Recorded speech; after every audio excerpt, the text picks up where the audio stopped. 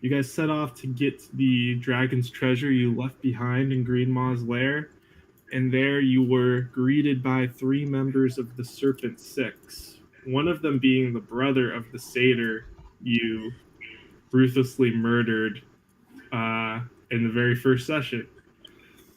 After talking to them and them offering you a chance to join their efforts in the capital city of Yangden, you made off with a third of the treasure, um, did not take their offer, and instead went to the fairy kingdom in search of one of the 7 keys that the fairy queen has. After some escapades in the city of Myrrh and some interactions with Rumi goblins.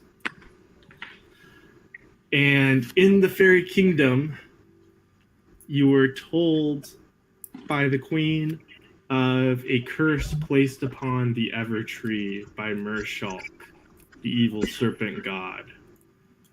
She commissioned you to travel beneath the tree and defeat whatever evil is cursing her kingdom, along with dealing with the tree's protector, who's also been corrupted. And then after that, you went to the bathhouses. Merrick and Bismo had some fun, while Donaldman got into a little bit of trouble. That's right. With a half-elven woman. And after being caught by the guards, some of you are led back to your rooms, that being Donaldman, Rykard. Rykard's already asleep. Yep. So Donaldman, Donquavius, and Woody are led back to their rooms. Merrick and Bismo, you're continuing to have a wonderful night with your 2 fairy girls, while our story picks up with Donaldman getting a chance encounter. Donaldman, as you're led back into your room and told to wait until morning for the officials of the palace to deal with you and your actions, you hear a knock from your bathroom door.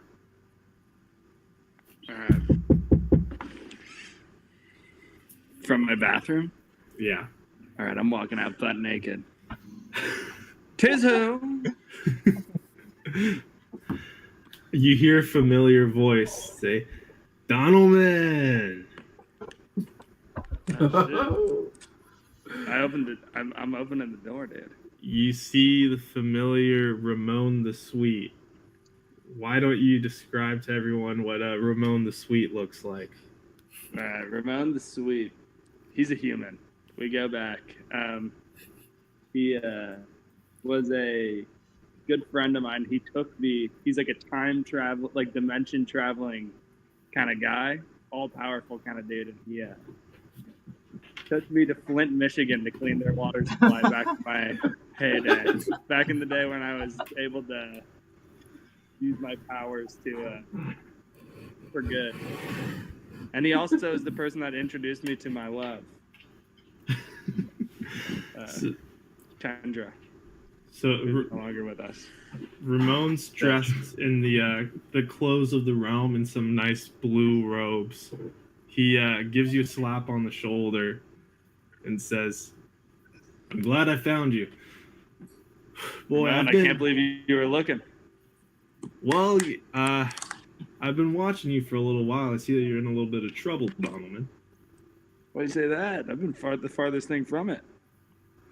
Donovan, it's me. All right.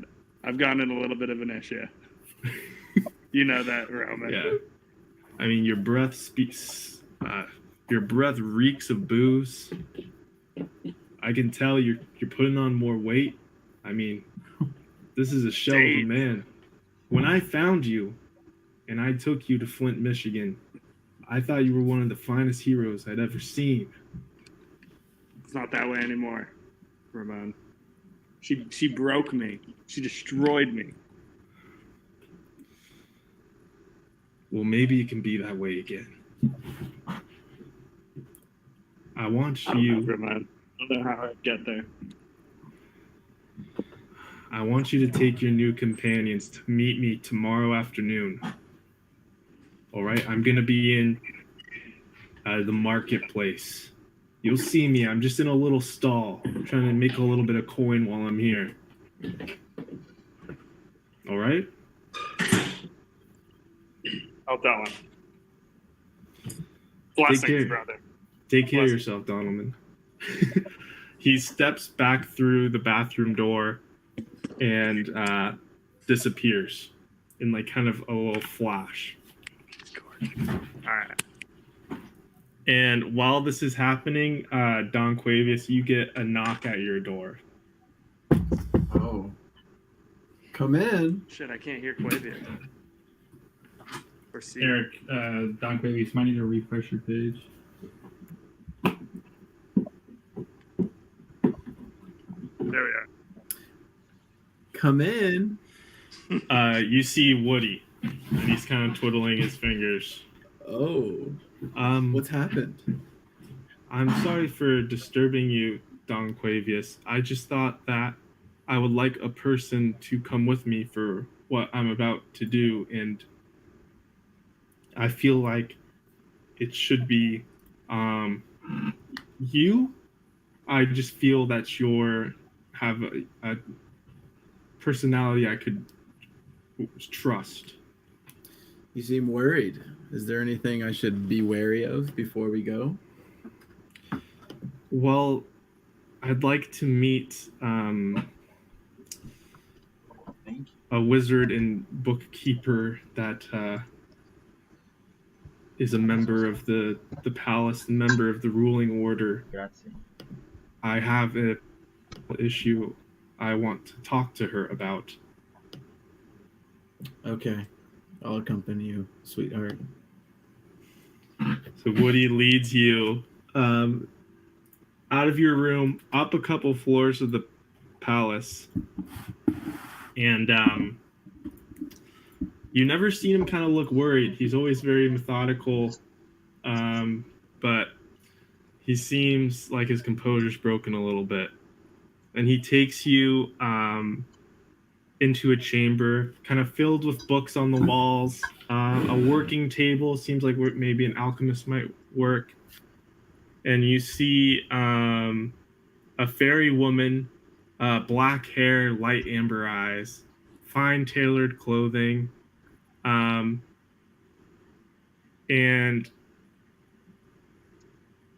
there is like a limp when she walks, like she's struggling to walk over to you both. And she shakes your hand and says, "Pruska, dear, nice to meet you." Pruska. I'm glad you could be here for the doll's support. You see, I've known the doll since he was created. It's not the doll anymore. His name's Woody.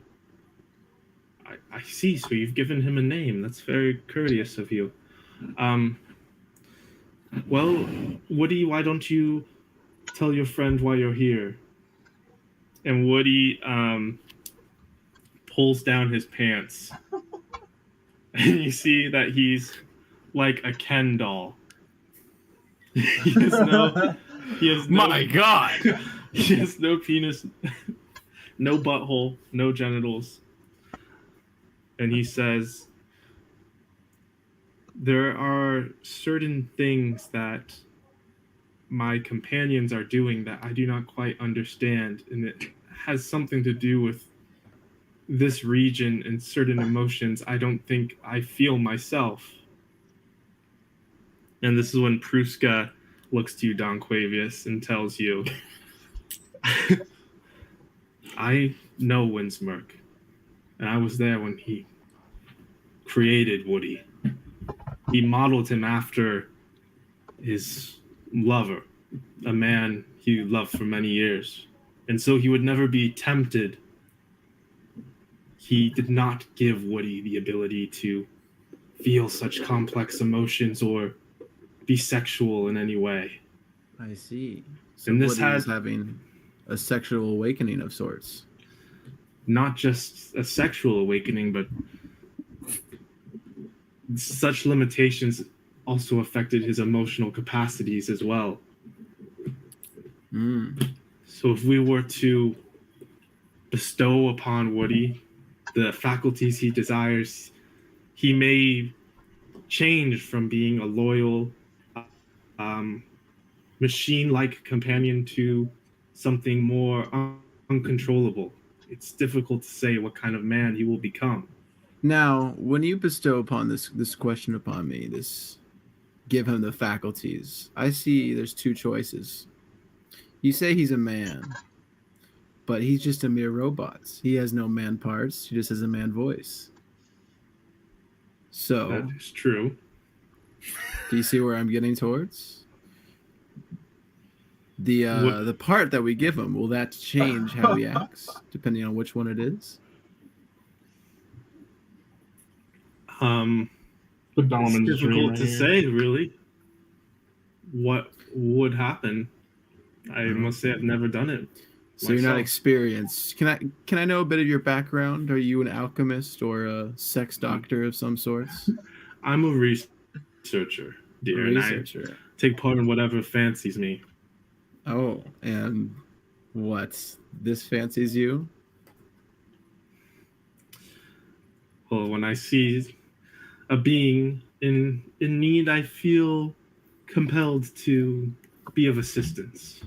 Oh, okay. You charmed me. I'm interested now. So, what are your what do you think we should do? Well, Woody came to me and asked to be made more of a real man. Yes, I don't know why I'm asking you. I want to ask Woody. Woody, how do you feel? Yes. What are your intentions, your concerns? I feel that I want to experience life as a man, like how you and our other friends do. I want to understand the things that you say and do to each other. Can I ask what was the catalyst of this this feeling? Would you say it's a? I mean, I know you've been hanging around with one certain person a lot lately. I feel it began when I started to do these friend things for Donalman. These friend things, are those these friend things that I saw in the bathhouse? Were you guys in the corner? Yes, that's right. Oh, okay. And you want to participate even more in these friend things? Maybe you could act as Donalman. Is that what I'm not sure. I just want to understand more why he does these things and why he tries to do them with women, but then when he can't, he does them with me.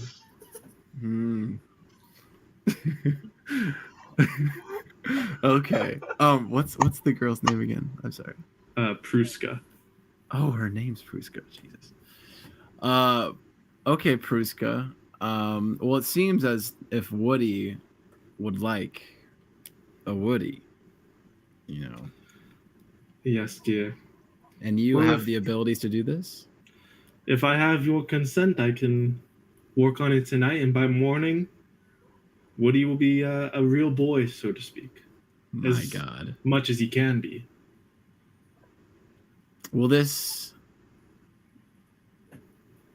object you give him, whatever it is, will it give him any? Does it have any special powers? Well, he won't be able to have children if that's what you're asking. Darn. Okay. Woody, what do you think? This is all up to you. You're part of our guild at this, or our guide at this point. This is what I want, Don Quavius. If it's what you want, then it's what you'll have. I say give it to him. We'll surprise the fellow people in the morning with your lovely new member. Woody bows to you and says, "Thank you for coming with me." And Pruska says, "Well, I'll send him back in the morning when we're done with our little operation. Should go Before get I some rest go. here." Yes. I request you make it no longer than 5 centimeters. I want Woody to have something to participate with, but it may not be too big. Make a persuasion check. Okay, cool. Oh, my computer, shit. 17. I see. It'll be satisfactory. Don't worry. Okay. Well, good luck, Woody. Can't wait to see what you got in the morning. Bye, friend. Don't change on me. So everybody get your long rest in, all healed up, all your spells. And you wake up in the morning to bells being dinged outside your room and a voice poking in your room saying, "Dinner downstairs in the palace. Dinner downstairs in the palace," to all of your rooms. Wait, dinner? I'm breakfast. I was like, Sorry, I mean, what kind of I mean fucking- breakfast. I mean breakfast. Breakfast in the morning. alrighty. I get ready for the day to come. I just want to make it known that me and that fairy girl brought it all the way up last night from the bathhouse. So she's still in my bed. Oh. I'm just gonna leave the door open so that when Donovan walks by, he can see her in there. Merrick, are you Donovan asks, "Where's Woody?"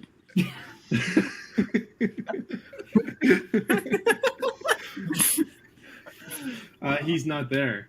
So are you just asking it to the group? I'm asking it to the boys. Yeah. Well, You I guys know where seen him? Woody is. No idea. Last night, he had quite a concern. What is it? You know that stuff you've been doing with Woody? What are you talking about? Oh, you know what I'm talking about, Donald. It's friendly pleasure. Yeah. Yeah. Well, that I know pleasure, what you're talking about. Yeah. that pleasure Yeah. has pleased Woody quite a lot. He likes it. You wouldn't. Oh, he likes it, and he loves it. And you wouldn't believe what he asked me last night. What? He asked me to lay the pipe down, and I gave it to him all night long. Quavius, you would never. I wouldn't. No, he asked me to give him. Well, he actually brought me to a lady that he knew from Winsmark. So he knows a woman. Yes, and she was Good for quite him. a crippled woman, but she, goddamn, she was fine. Mm. And you know what this woman can do? What? This woman had the ability to gift Woody a Woody. He didn't have a penis before. No, I didn't know that either. Good for him. He threw his shorts down right in front of me, and it was Ken Doll, you know? Good for him. Yeah, good for him. I can't Well, wait. I can't wait to see the guy. He'll be the same way, right? I hope so. You know, Yeah, she me said too. that's that surgery it could change a man. So Yeah, hopefully it changes I- in the right ways. I let Woody do what he liked because I felt he had, you know, Yeah. that You don't option. think they had any like relationship or anything though? They were just. This was I just. don't know. Woody was a little nervous around her. All right. Well, I have something to tell you guys at breakfast. Something big. Oh, okay. I'm Yeah, I excited got a little to hear it. mission task for the day. Oh, Sounds good. let's get Merrick, going. are you, when you get up, like, are you naked? I assume. The Me? night. Yeah. Oh yeah. So you don't Socks have your on. scimitar on you. No, I do not. Okay, make a perception check. Perception. Oh great.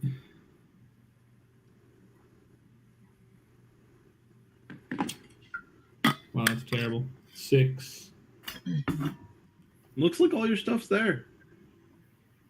And the the fairy in your bed She has these beautiful gray eyes, and she rolls over and looks at you, kind of stretching. Goes, "That was amazing, Merrick." Damn. Yeah. Yeah, I was. Well, I suppose I'll see you around. Are you staying in the city for long? For the next couple days. All right. Well, you know where to find me. That I do. I'm just gonna put my armor on, and my arm. Well, put my armor and my mace on, and then I'll head downstairs. Okay.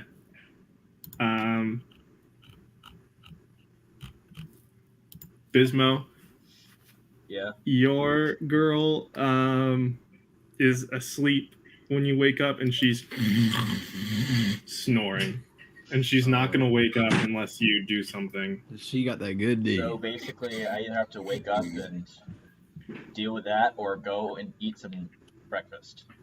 Yeah. How was my night last night? You tell me. It's kind of in your control after you guys started sleeping together. I would say it went pretty well. Maybe not as well as Merrick's. I did get, the lesser of the two. But we made it work, but like the snoring is kind of turning me off in the morning a little bit. I'm not gonna lie. So maybe I'll like write her a note for her to wake up to, because I want to go eat. What are you writing in the note? I'll just be like thanks for last night. See you around. Winky face, and then in parentheses, don't talk to Donovan. All Okay, right. in parentheses, what? Don't talk to Donovan. Oh, Downstairs at breakfast. It's in the central hall of the palace, kind of before the meeting chamber where you met the queen. There's a table prepared for you. You see, you don't see the queen here, but you see like a nice table at the front of the room that like all of your tables are vertical, and you see like guests and some people who work in the palace eating, and the table at the front is horizontal. And Don Quavius, you see Pruska there with 3 other men. So you all sit down for breakfast, have some, lovely spread of eggs, bacon, some fruits, and breads. So the time's yours while you're eating. So, Pruska, who are these men with you, I might ask? Oh. Well, this is Bernardo on my left, and you see an elven man, slender with green hair. He's finely dressed. And he looks you up and down, and goes, and goes back to eating. And she says, and this is Layoy. And you see another elven man with black hair, and his eyes are closed, and he's holding like a large glass eye, and he holds it up, and the eyeball kind of like looks at you, and he just says, "Greetings there, friend." And then the last man she doesn't introduce, but he's a fairy man. I lost Don Quavius. Oh, I can see you again. yeah. Okay. May I ask where Woody is? He should be down shortly, actually. It was very successful last night. Very successful. Okay. I'm excited to see. Me too. Yeah, where are we sitting? Are we all next to each other? I assumed you went over to talk to them, Don Quavius. Okay. So, back at the table, Donovan, is there anything you want to tell everyone? Yes. So, man, I ran into an old friend last night. Trustworthy guy, known for his sweetness, his kindness throughout the land. And he's got some I don't know too many details yet, but we have to meet up with him. Ramon the Sweet. Oh, You may have heard the name. Have you? Travels no, but it Dimensions. sounds mighty fine. We'll meet up with him in where are we meeting again, Eric? The market. We'll meet him in the market. Okay. It's a Anyone trustworthy man. that's a friend of you, Donaldman, is a friend of mine. Oh, believe me, he's a friend of all ours. He's a friend of the world. Sounds good. Try not to get Sounds too good to me. Yeah. At this point, the male that you saw at the table, Don Cuevas, that you didn't get introduced to, comes over. A ferryman. He's flying with his wings, with there's black hair, some tailored nice clothing, and he has a little rat sitting on his shoulder. He flies over and says, the word of your antics in the bathhouse last night has reached the Emerald Order, and they would like to have a hearing with you. With me? With Yes. who? I don't. He pulls out a scroll, unrolls it, and he says, with a Mr. Donaldman, Don Quavius Cocker. Rumors. And, someone called Woody. Listen, buddy. These are all rumors you're hearing. I'm gonna need somebody with a lot more authority to tell me this. So we'll deal with this at a later date. I have no idea what you're talking about. Make, Yeah. make an intimidation check with advantage, with his Don Quavius helping you. So roll twice, use the higher number. 20? Yeah. 2 20s. Come on, Donovan. Fuck yeah. 14. Plus whatever your intimidation is. Your intimidation is plus 7. Oh, It's a strong trait. Okay.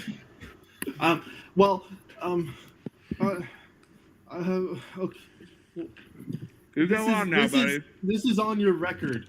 He rolls it back up, and he kind of like backs away a little afraid, and flies back to his table. And he starts talking to the mean-looking elven man, Bernardo. And Bernardo's just staring at your table angrily. Well, I've got a friend to meet up with. You know? I don't have time for this guy.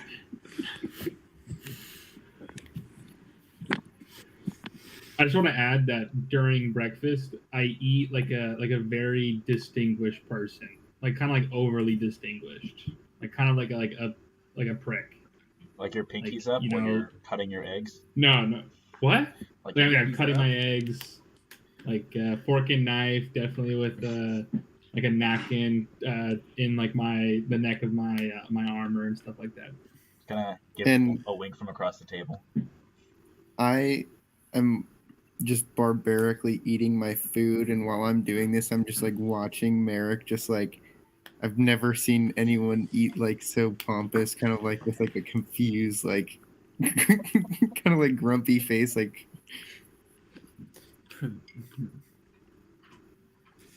I'm just trying to fit in with the nobles.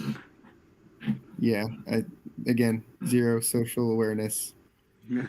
So as as breakfast winds down, the time is yours. As people are cleaning up plates and dishes. I think I'm gonna go back to my room and collect the rest of my belongings for the day. I'm going to ask them where Woody is. Who are you asking? I'm going to ask the people at the table. What's her name? That girl. Oh, Pruska? Yeah. Last I left him, he was getting some sleep in my chambers. I'm not sure where he is now. In your chambers. Yes, well, I'm not sure if he's privy to tell just everyone, but he had a little operation last night, and it was quite successful. I heard about it. Yeah, I'd like to see him. Yeah, you can come back to my workshop if you'd like. Yeah, I think I would. And I think Quavius would like to come with me. Oh, of course. Okay, she takes you back to the her work chamber where Don Quavis was last night, and you see Woody just asleep on the alchemy table. I would like to Hands- undo. I hands would like to folded on undo him. his pants. So Pruska, Okay. did you give him a test run last night? Oh, don't be so brash, young man. This was purely for academic purposes. Well, Donovan, academic purposes. Sorry. as you start to undo his pants, Woody's hand grabs your wrist. And his eyes open. Woody, come on, buddy. I'm just seeing what you got now. Donovan? Yep. Oh, you sound different, Woody. You sound weird. He sits. He sits up. Oh no. I slept for a long time. Yeah. You slept? Thought you couldn't sleep. Yeah. I thought so too. So, do you feel any different? Any manlier? I'm not sure yet. And Donovan, he's kind of giving you a strange look. I'm still confident. Well, thank you, Proof Sky. I'm sure my companions and I have places to be. And Woody gets up much more confidently than you've ever seen him. And he walks to the door and says, well, gentlemen, Well, can we see it? Yeah, Woody, what the hell? What are you hiding from us? oh, you want to see the operation? Yes. Of course. He kind of pulls down his Are we in the pants. middle of the restaurant, by the way? No, they're in Pruska's work chamber. Okay. He pulls down his pants to his knees, and you see a modest human looking penis and testicles. How big would you say? Well, it's flaccid. I would say it's appears average for his size. I'm just like wondering if it's 15 bigger or smaller than Donovan's. Smaller, for sure, smaller. Oh yeah. So he's unthreatened.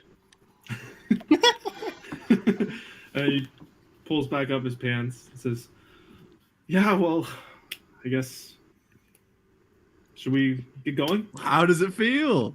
Good for you, buddy. It's I nice little know. thing. I'm I'm hyped not for sure, you. it's strange walking around with this dangling between my legs. How do you deal with it? It's hard, especially It's with a tough. man of my caliber. Oh yeah. You should see Merrick. Woody. I've been wondering how that guy can fight for a while. I suppose I am familiar with yours, Donovan. Anyway, should we get going? Yeah, Woody. Seemed to a little bit. You gave me a little attitude with that, buddy. Yeah. What's the haste? Did I? Yeah. I'm not used to that. I apologize. I didn't realize. Okay. That's fine. Well, you want to see the others? You want to show them what you got? I'm sure that they don't need to see it per se, but I'm looking forward to whatever adventures we have planned for the day. Woody. Well, now that you got your big man, you want to be called Wood? Woody's a little premature name, no? I must say I am kind of fond of the name you gave me upon our initial meeting, but I suppose you may call me whatever you like. No, I'll let you choose now. You seem like a free spirit. No, All I'll right. name you Woody. Yeah, Donovan? Yeah, I'll name you. I don't like Oh. this attitude you've been giving me. I'm not sure I understand, but whatever makes you happy, Donovan. And he walks out the door. Oh, look at Donovan. I'm surprised Donovan didn't ask to see his and I go butthole. like this. I go like this. Yeah. It must be puberty or something. I don't know what's going on with this guy. Merrick, back at your room, you see that your scimitar of warning is missing. As soon as I see that, I'm gonna collect the rest of my stuff and sprint down to the bathhouse to see if I see that fairy girl again. Okay. In there, you see the girl that was with Bismo, who's like black hair, blue eyes. The girl that you were with, you don't see. She was blonde. You see a red-haired fairy in like a sort of modest-looking red dress. Like in her stead. Yeah. Okay. And they're usually both together, right? You saw them together yesterday. Okay. I'm gonna walk up to the two of them and just say, "Hey, where's the other fairy girl that was here yesterday?" The girl that Bismo was with answers this. Oh, she didn't come in today. Jara came in instead.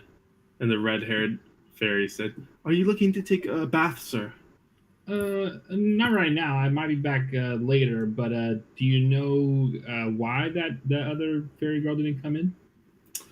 I'm not sure. She just asked me to cover for her this morning, and then she left. I noticed she had a suitcase with her, though, a bag of sorts. Oh, do you know where she would be going, or where I could find her? We just had such a great time last night. I want to see her again. I'm sorry, sir. I don't know. I'm not really friends with her. Can I see if she's lying? Yeah, make an insight check. Okay. A shitty one, but 15. She's lying through her teeth. Okay. All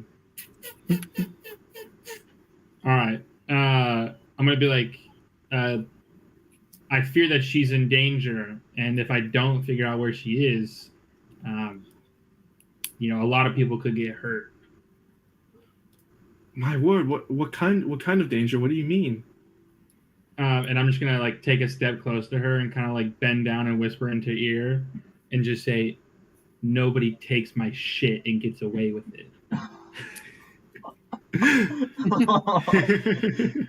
Fucking Merrick. Make an intimidation check. All right. Let's see, intimidation. All right, that one I'm kind of like 22. Ooh. You hear like this familiar little giggle. When you pull back a little bit, you see the red-headed fairy change into the shape of the fairy that you were with the whole night before. And she says, My. I wish you were that aggressive last night. And she All right. She floats over to one of like they resemble almost like lockers where your stuff was put yesterday. She unlocks one, opens it. You see her dig through some stuff, and she pulls out your scimitar, and she gives it to you, and then passionately kisses you on the beak, and says, "Don't be afraid to stop by again. I might have to just take more next time." Can I see what else is in like in her bag? In her like storage locker, she closes it. In that moment, sure, make a perception check to see if you can see what's in there. Okay. Wow, I didn't see fucking shit. 3. Yeah, it was hard to tell what was in there. You just saw her pull a sword out, and she closed it and locked it. I'm just gonna lean in so that the girl with the black hair can't hear, and I'm just gonna say, if you give me something else from your little suitcase in there, I'll be extra aggressive tonight. She make a persuasion check. Oh, great. Persuasion. Oh, it's half these. 23. Ooh. She dangles the key above your head a little bit and says, "You're gonna have to take it from me." I'm gonna try to take it. He beats the shit. You pretty easily like grab her arm and take it, and she's kind of not really resisting, just being like, "Ah!" You take it, so you have the key. I'm gonna open up the suitcase or her locker or whatever. In the locker, you see a few what looks like dresses that she might have gotten from some guests' rooms, and a handful of jewelry, and that's about it. Like petty thief takings. Gotcha. I'm gonna find like the sluttiest dress in there, Okay. and then I'm gonna turn around and be like, "Tonight, I want to see you wearing this." Just show it to her. She takes like the skimpy little dress and smirks at you and says, "Will do, big bird." I'm gonna leave, and then as I'm like walking past her, like smack her on the ass with my wing. The other one's like, "Oh." And then I'm gonna stop, and then I'm gonna look back at as soon as I hear the girl go, "Oh," I'm gonna look back at her and be like, "You can join too if you want." Ooh. Make a persuasion check if you're serious about it. That's the Yeah. bird. Why not? He's rolling. Oh, fuck. It was trash. 10. She kind of like gets a little flush and laughs, and you're not sure if like they thought it was a joke or not, but it seems well enough that you can like play it off either way. Yeah. Ambiguous. Yeah. All right, cool. So everybody else, are you headed to the market now to see Ramon? Yeah. Yeah, hell. Yes. Donalman, can you hear? You're muted, buddy. Damn it. Yeah, I hear you guys. Let's go to the marketplace, boys. So at the market that's just outside Dragon's Ward, you see some stalls, lots of fairies flying around getting their weekly groceries. And you see Ramon there at a modest little stall, and underneath you see a blue sign saying Ramon's Sweets, and he's selling what looks like pastries and things, Donalman, that you recognize that he might have bought from San Diego. Some like cupcakes and donuts. You see, Nothing like, from the Hard Rock, though, right? No, you see a Krispy Kreme box. All right. And he says, "Donalman." Brother, embrace me. He gives you a manly hug, patting you on the back. It's been too long. Well, any friends of Donalman are surely friends of mine. This is a great group here. It's a great group of men. I see a lot of talent, a lot of potential. Yep. It's been a while since I fought with a group of men like this. Has Donalman told you what I'm in the business of doing? No, not quite. Sweet. Well, this is sort of a side venture. You see, I spend my time traveling. I'm a wanderer of sorts, but I seek to do good, to leave a lasting impression. You see, when you've been around as long as I've been around, well, you want to be sweet to all those you meet. So, I was wondering if you men are in the market of gaining some experience as warriors, of venturing to some lands in a blink of an eye and solving some dilemmas. Surely there's reward in it for you, if not just in experience alone. Is this the interdimensional travel you're talking about, Donalman?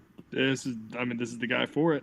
God damn it, I want to do it. It's up to you, Merrick. You know, you guys remind me a lot of each other, and I think this would be pretty good for some experience.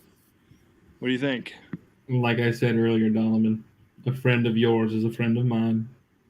I say we do should we bring Beesmo? Or Yes, I think Beesmo should come too. all right, yeah, you're the leader. Whatever. Woody Am steps I just up and sitting right says, there?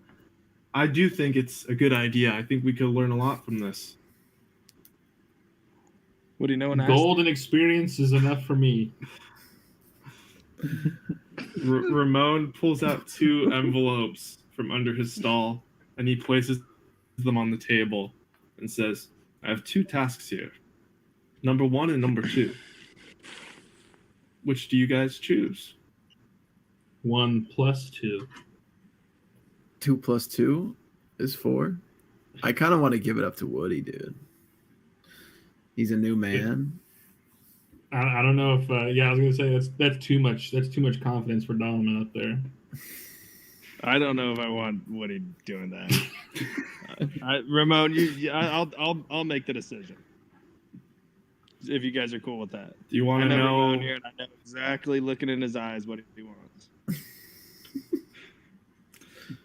All right, I suppose I'll start you off with something I feel is in your wheelhouse. You could warm up with. What are we thinking? He opens up envelope number 1 and starts reading from it, saying, well, a teenage beholder has taken up residence inside an intergalactic rest stop. Locals say he has turned the place into a wild, drug-fueled rave den. Usually beholders are wickedly dangerous. This one is very young, though, and perhaps conquerable by men of your stature. Are you familiar with beholders? Not necessarily. No. Well, they're beasts with powerful minds. They float and have one bulbous eye and tentacles that come out like hair. And if they get one look at you, well, you might lose yourself completely. You got any advice, Ramon, for protecting ourselves against these guys? Be sound of mind. Don't get caught in their gaze. And keep your wits about you. You'll have to fight together to pull this one off. Be sound of mind. What do you mean by that? Make sure you get a jerkin before we leave, Donovan. Uh-oh. Well, I'd Woody? say perhaps be clear-headed. Perhaps no, altered states as you head in. What? Ramon, I've known you for a while now. It seems like you're targeting me. You'd be honest if you were. He pulls you aside from the group. Okay, I'm And with him. he says, I don't want to call you out in front of your friends. But you know that I can see that you are dying inside, Donovan. You're a Ramon, shell of the man that I took to San Diego. Ramon, I died inside. It's not dying. Just trust me. If you focus on tasks like this, if you get back to what you're good at, helping people, you're going to find yourself again. You know what? I know your best intentions are in mind. I'll do this. But because I've done this, I ask you one question. Okay. Have you seen Kendra lately? Be honest with me. Do you want to know the answer, Donovan? Yes. Oh, God. That's what was in envelope number 2. Maybe when you get back, we can deal with that. I'll get this mission done. I'm gonna get the job done here. He walks back to the group and snaps his fingers, and you see a portal open up behind you guys. He says, well, it's that way if you're ready. I'll jump through. I'm ready, Chief. Do it. I Following sprint beat, through. man. Can we all hold hands while we run through the portal? I'm already through the portal. I didn't want to hold Rycard's hand anyway. I saw him touching weird stuff this morning. I'm gonna shake Ramon's hand and kind of like give him like a good gaze, and then just kind of look at him and be like, "I hope you don't hurt my friend." I And can then say the put my same to arm- you. Oh, He kind of No, I'll say, grabs your shoulder a little bit and says, he needs someone to look after him, you know. and then I'm just gonna nod and be like, "I'll protect him," and then I'm off into the portal. Woody falls behind you guys. As you step through the portal, Before they see anything, can they just see me like squatting and like probably like 5 yards in front, just taking a big old shit? Because I ran through some poo really bad. you see Rikard's bare ass and a barren land of white gravel and sand. Above you is endless starry sky. And turning around, you see strange metallic crafts parked outside a metal building with a red roof and sign that says Sunny Shake Shack. The lights are flickering on and off inside, an ominous presence filling the air. For most of you, this is a sight and a place you've never could imagine seeing. So you're certainly caught off guard. For others, Don Quavius and Donalman, you've traveled around and you've gotten to, experience some otherworldly things. the only thing I'm fantasized about is Rykard's hot ass. I'm not fantasizing that thing. So there's a diner in front of us? Yeah. As Okay, soon as I end up on the other side of the portal, can I cast Divine Sense? Uh-huh. Is there any celestials, fiends, or undead within 60 feet of us? No. Okay. Well, Go in the shack. I'll, I said I'll we step up. I would like to ask Woody if he would accompany me in the bathroom. I need a clear mind. What bath? In the in the diner. I'm hoping there'd be a bathroom in there when we go in. Well, I think we have a task to deal with. Donalman can. It could wait. Well, I need a clear head, Woody. We can do it on the walk. It can wait, Donalman. Okay. It would really clear your. You mean do it right now? Yeah, just on the way there. Just like a little tug and walk. Come on, Woody, don't be a wuss. You're a man now. You get it. I don't know if I do. Make a persuasion check, Donalman.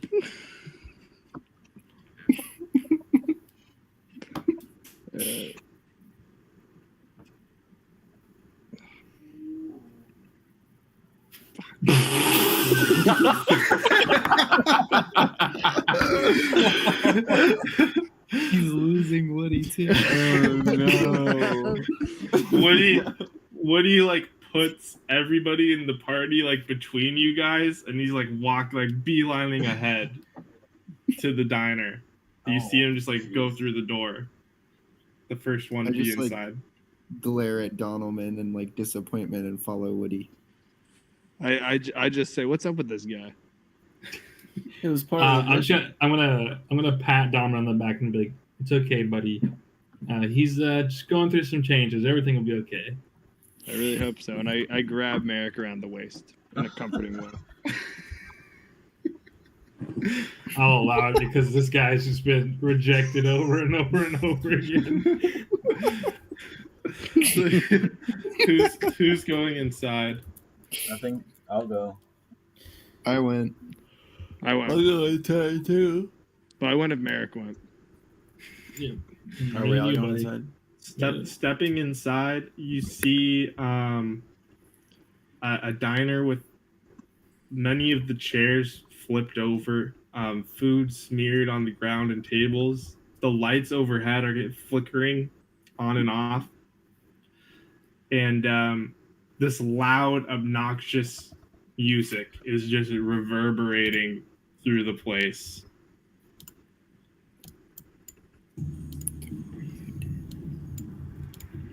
And you see these tentacles floating above the counter before you, and this voice starting to boom out. All right, who's ready to party? Yes. This monstrous blob floats over the counter, and you see the beholder. We go party with them guys. I guess so. Shit. I'll take the back right post. Well, I like to start my parties off with a little snack. Who's tastier?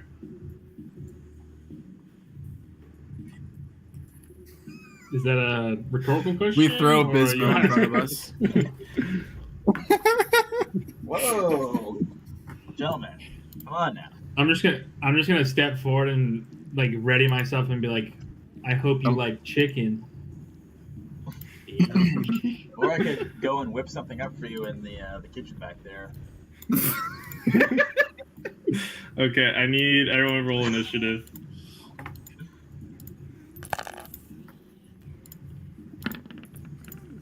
Dude, I just insane. Oh.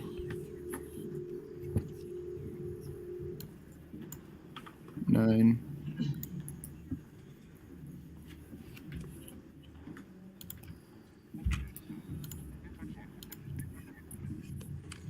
Gizmo's 9, Donquavi's 4, Riker 9. Donalman, what's yours? It is 16. Eric 13. Woody is... Oh, shit.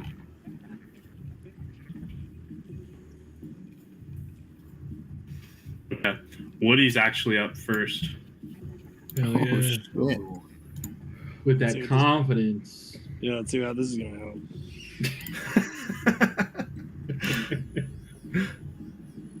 Better be good, dude, or else he's out.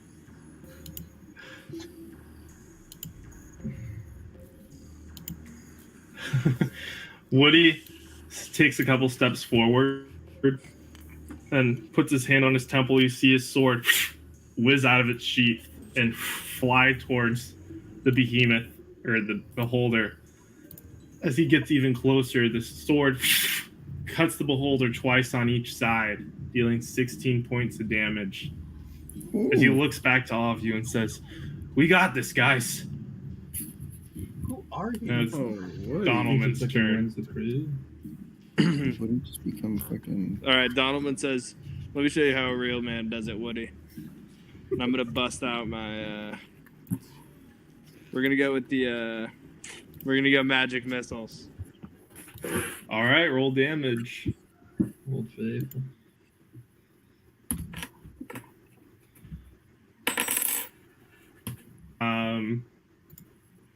You roll 4 d4s, I think. Oh, my bad. 4 d4s plus 4, so 13. 13 points of damage as Donalman fires missiles from his hand into the beholder, who's taking the damage and just snarling at all of you. Now, Merrick, you're up. I'm gonna try to get in front of Donalman if I can. Yeah. And then I'm gonna pick up one of the chair, or I'm gonna cast catapult and throw one of the chairs at him.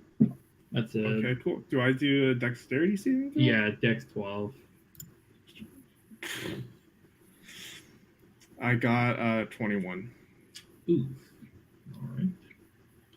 So the chair goes flying. The beholder zips up in the air and slowly hovers down. And as he's staring at all of you, he goes, I love playing with my food. And now it's his turn. He's going to target you, Merrick. I need you to make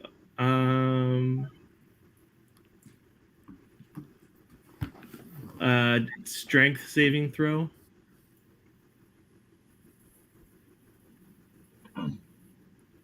$15.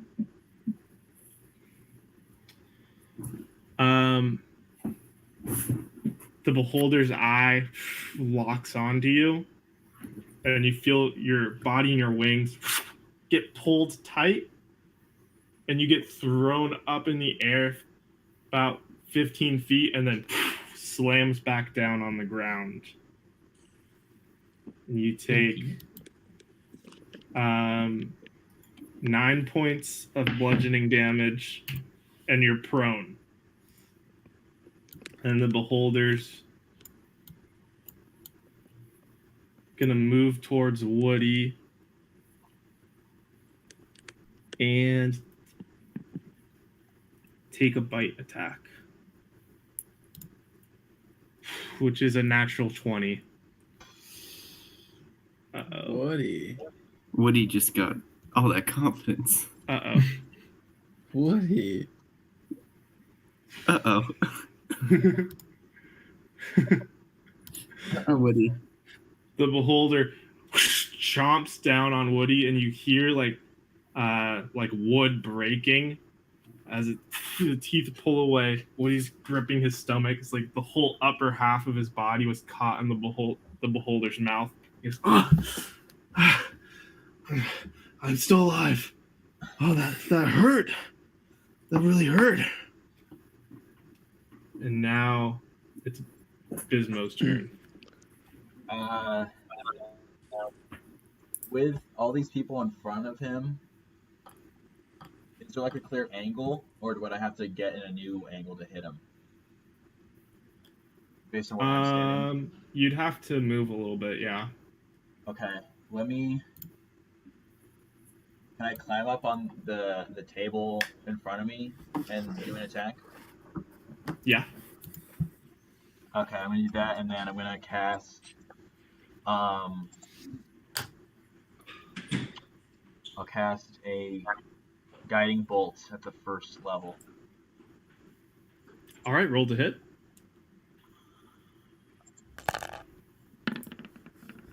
Plus 5. 14. It zips over its head. And you see it sticking out its tongue at you, kind of going. And now it's Rydgerd's turn. So I'm gonna flame on. Flames And then- erupt on your sword. Am I close enough where I can like run and hit the guy right now with my sword?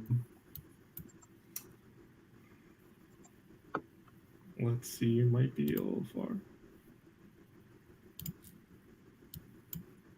You can almost reach him. Well, actually, okay, I'll let you make a hit on him because his tentacles are kind of right by you. Okay. So I'll roll the 20, right?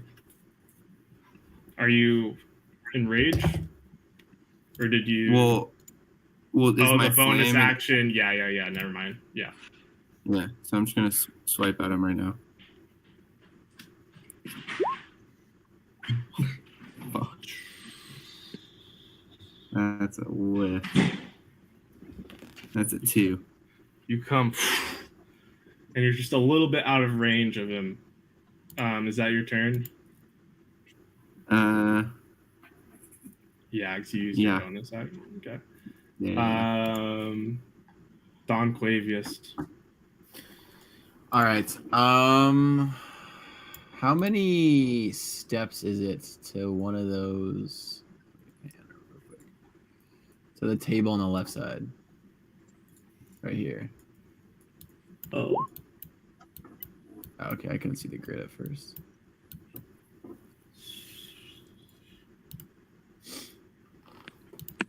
You can just barely make it. Okay, so would I not be able to flip the table over, pointing towards him? You could, but I would say that would be your bonus action at least. A bonus. I'll let it be your bonus action. I just won't do it then. It's fine. I'll like to cast Hunter's Mark at the first level on him. Okay, he's marked. And then I would like to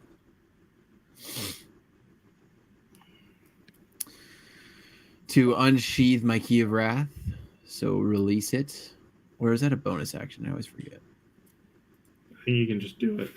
Okay. Release that, and then I would like to roll the hit.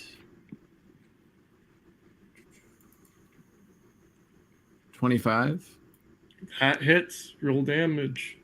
All right. Should I do? Oh my god, my computer's glitching. Should I do 2? Because I have 2 actions. If you want to hit him again, you have to roll another d20 first. Okay. And 24. Does that hit? Yes, that hits. So then you can roll damage for both of them. Okay. 6.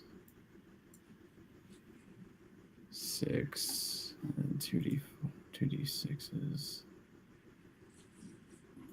I'm back. All right, so 19 damage. All right. Conclavius knocks back 2 arrows, fires right into the side of the beholder. As you see its eye shift over, focusing on him. Woody's up again. He's going to take 2 more swipes with his sword. The first one hits. That's some good damage. Okay. So he does 11 points of damage. So he swipes up with his sword. And now it is Donalman's turn. All right. What are the chances I can knock this table to my left over and use it as a shield? You can do that. Yeah. Okay.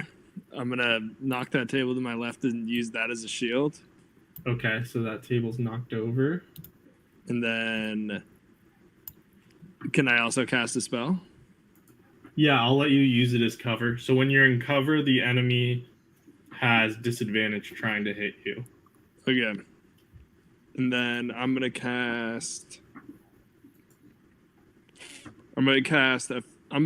use my 2 hit slots and use Firebolt twice. Okay, cool. Roll to hit twice. 20, right? Yeah. Or, yeah.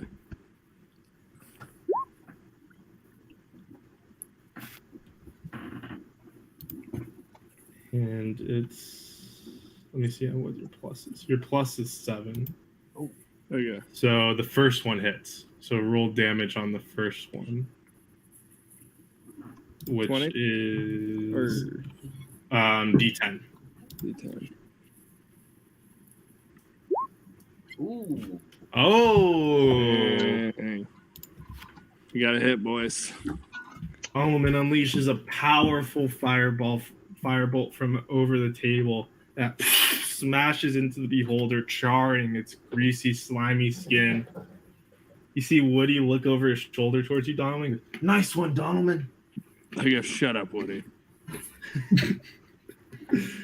Merrick, it's your turn. How high are the ceilings? It's pretty low in here. So it's just one. Well, actually, we can see this like a little upper level here, so you could get airborne. It's probably like 12 feet high above you. Okay, I want to get as high as possible. So I'm like not 5 feet away from Woody and or Rykard, but within 5 feet of this guy. Okay. Is that possible? Yeah. I'm with you. All right, so I'm gonna like flap my wings like twice to kind of get up there, and then on the third one, I'm gonna cast Thunderclap. So you have to make cool. a Constitution 2 or Constitution 12 saving throw. I fail. Roll damage. Hell yeah. 11. All right. You fly up and clapping your wings, unleashing a powerful blast of lightning, engulfing the top of the beholder. And now it's the beholder's turn. Now he's caught looking at Don Quavius, at Donalman and you, Merrick. And he's gonna try to take a bite at you, Merrick, in the air. That is a 20 to hit. It hits, yeah. I rolled really good. Oh, 16 points of damage as he chomps down on like your shoulder. Everyone below, Rykard, you feel Merrick's blood just pour down on top of you. And then he releases you. He's going to focus his eye on Bismo. Bismo, I need you to make a dexterity saving throw. Oh,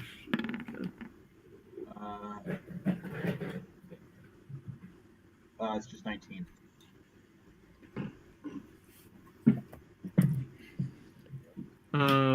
Thank God. Okay. You feel the eye on you, and for a second you feel like your whole body is like falling apart, then you shake it off. You feel like maybe your divine protection kicked in. You feel your holy symbol humming. And now it is Bismo, your turn.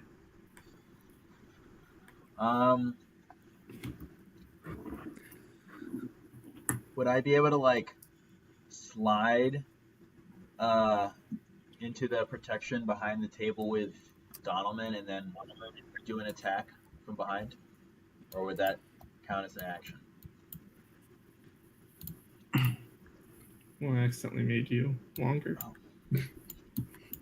What's your movement speed? 20? No, you can't get there. Okay. You could just like flip over your table if you want. I'll do that. As long as I can get a good shot, because I just see a bunch of people kind of in the area. So yeah, if you flip it, yeah, I guess you have you can hit him because Merrick's in the air actually. So yeah, okay. You can hit him. Then I'll flip it my table and then do a guiding bolt at the second level.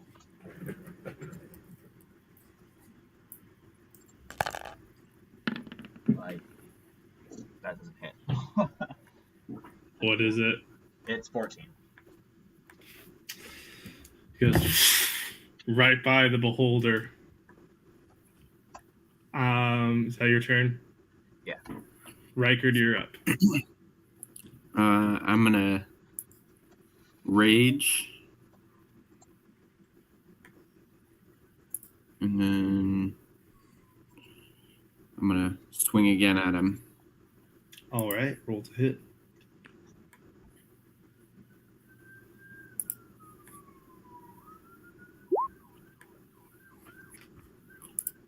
It's +6. So 14. Again, you try to hit it, but it's floating up in the air, and you just swing underneath it. And now it is Don Quavius' turn. But you do see Rykard skin becomes scaly, a tail emerge, and he's frothing at the mouth, enraged. Don Clavius, you're up. Okay, can I now flip that table over as my bonus action, I assume? And I will do the same. I'll roll to hit my key of wrath. 14. That misses. 14? Again? Yeah. Both arrows go over the beholder. Oh, wait, 15. Is that a hit? I forgot. No, okay. At this point, okay,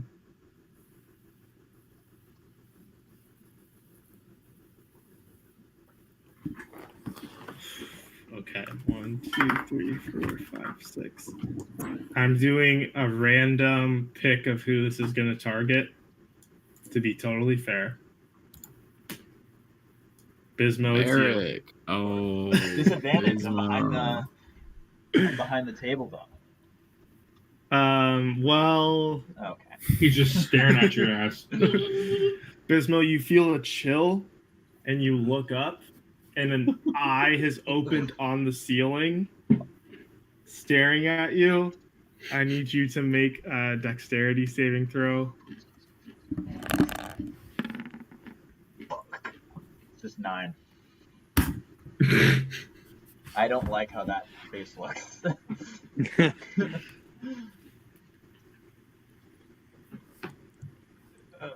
Oh no. This looks terrible. How much health do you have, Bismo? Oh, shit. Goodbye, friends. I have 22 New HP. character. New character. New character. 22 HP.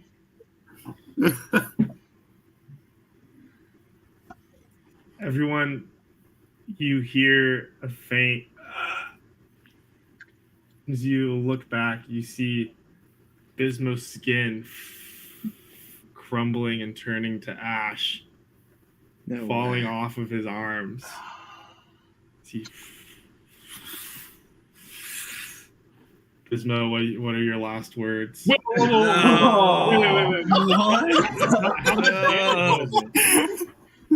What? It's double his total, but for this effect in particular, as long as it reduces him to 0, his body becomes gray dust. Oh. So there's no reviving? Well, I didn't say that. Okay. Never not an option. Just before I go, I'm gonna look at everyone, say goodbye, friends, and then look at Donovan and say, I did not have sexual relations with your woman. Donovan begins to cry. He says I know. Donovan says, I know you didn't, Bismo. I know you didn't. He cries. First time in years. Bismo crying. collapses to dust, and in his place, you see his holy symbol resting on top of the dust.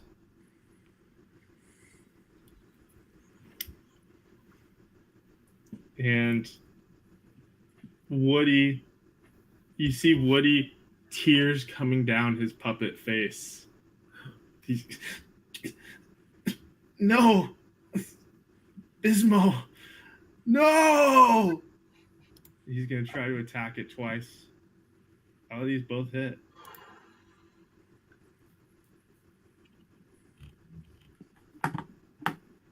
He does, what is that? That's 15 points of damage. As he cuts wildly twice with his sword. And Donalman, you're up. All right, Donovan's pissed right now. All right, we're gonna go frostbite. So 1d6. I think you have to touch him for frostbite. Oh, never mind. I'm not getting that close.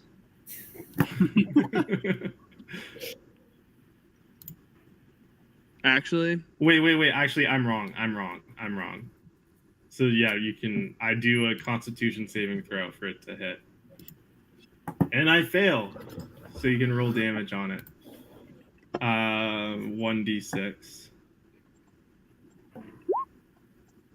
whoo! Ooh. Okay. I'm screaming Bisma's name as I attack. See Goblin, tears streaming down, focusing over the table, and frost forming on the beholder. Some of its tentacles like snapping off. As the beholder looks on all of you laughing.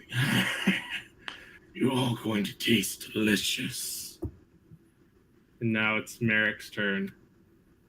Seeing my boy Bismo go down, I'm gonna try to descend to like get to his body, but as I'm going down, I'm gonna unleash just a mace strike to his eye.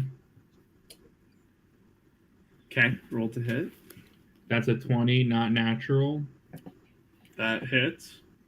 And then I'm gonna expend a spell slot and use my Divine Strike. Let's see, or Divine Smite. Excuse me. Uh-huh. Is he an undead or a fiend? He's an aberration. Oh, okay, so it's just 2d8 plus the damage. Oh, that's trash. All right, so that's 1 plus 2d8. 2d8. So 15. All right. And then pretty good. as my bonus action, I'm gonna use my my inspiring smite, and that gives me 2d8 plus 5 of health that I get to disperse among everybody. So that's 13. Is anyone injured right now? I have full health. Woody is. So you heal Woody.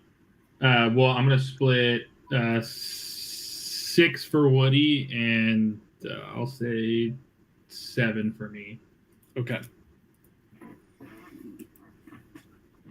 And is that your turn? And that's it. Oh, no. And I'm back on the ground now. Okay. The beholder, laughing, is gonna turn to Rykard. Staring at you, Rykard. My eyes are closed. My eyes are closed.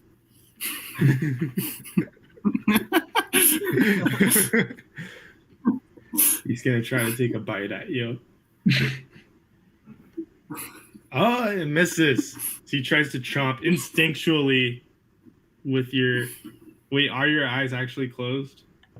Yes. They're Okay, closed. he has advantage then, so I get a roll again to see if he. I'm fine with it. I'm not getting caught by no fucking ass dust, motherfucker. Bullshit. Okay, the second one, this one, okay, it hits. It's okay. Wait, hold on. Can I actually on the second attack? Is there any way I can use the? I have a reaction actually. Well, I'm letting Is you it too late use to your use that now? reaction to close your eyes. Okay, perfect. Yeah, okay. But because you're enraged, this is half damage, so you take 8 points of piercing damage instead of 15. The Okay. beholder bites onto your arm. And he looks at Rykard. You see his eye focusing, but because his eyes are closed, you don't feel any effect. Let's go. You feel like because this beholder is young, its gaze isn't quite developed all the way. Okay. It's Bismo's turn. Some of you feel like the holy symbol kind of shimmers. Bismo, is there any words you want to say to them through the holy symbol. I can project my voice to the holy symbol. Right now you can. Keep going. I'm here. It's like, hello? We all lose all our confidence. Hello. That moves Donovan like an absurd amount. More than it should. Seeing as I just met this guy like 4 days ago, I'm not really phased. Can I talk to the guy? The eyeball? Those were your words, you. That's how you used them. Oh. Maybe next time. He's like a poor anime. Keep going. Keep going. Keep going, guys. Riker, you're up. Oh yeah. So, well, at this point, I'm gonna try and attack him again.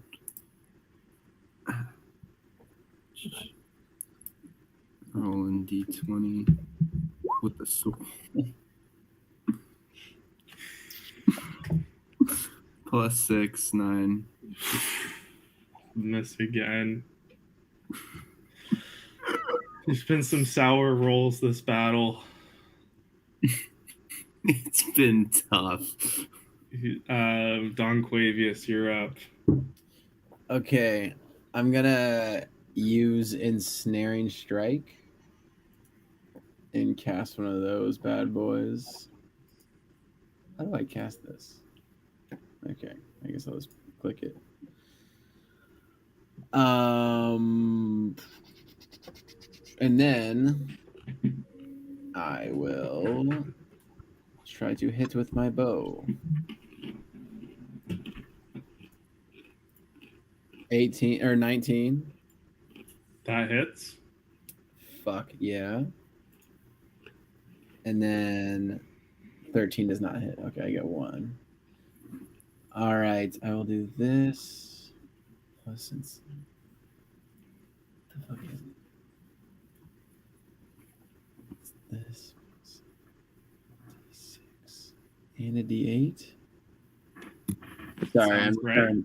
I'm just trying to remember all the ones that Yeah. could fucking do. Okay, yeah. Oh, my computer. All right. Boom. There's 10. And a D8 and a D6. There's 10. I think that's 20. Oh, and then I get the one from the spell I just did. I apologize. Ensnaring Strike. Next time you hit, I think it's a D10. Oh no, it just you have to make a strength saving throw or else you get restrained. So 20 damage and then that. Okay, I rolled a 19 on the strength check. Is it attack / save and it says strength 12? I'm guessing that's the number you have to beat. Yeah. Okay. So you beat it. Okay. But you deal 20 points of damage. Yes. Fire at the beholder. You see the beholder barely staying afloat now. And I need everybody to actually no.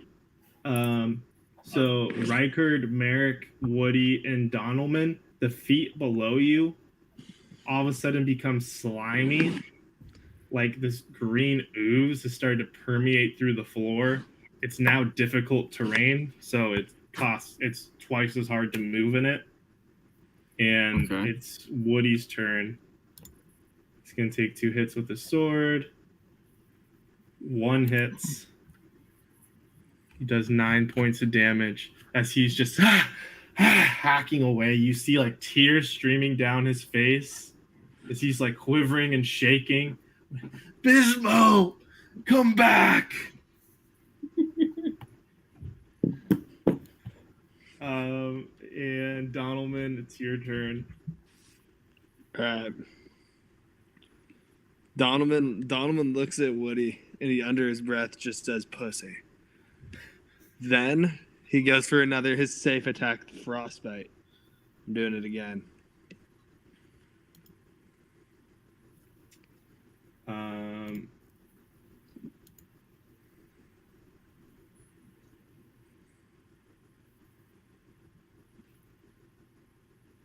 I succeeded Damn my it. saving throw.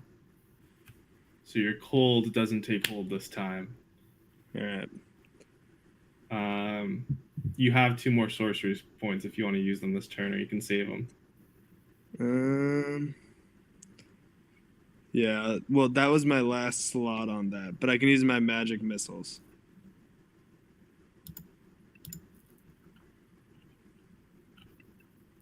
Or wait, maybe I can't. No, I can.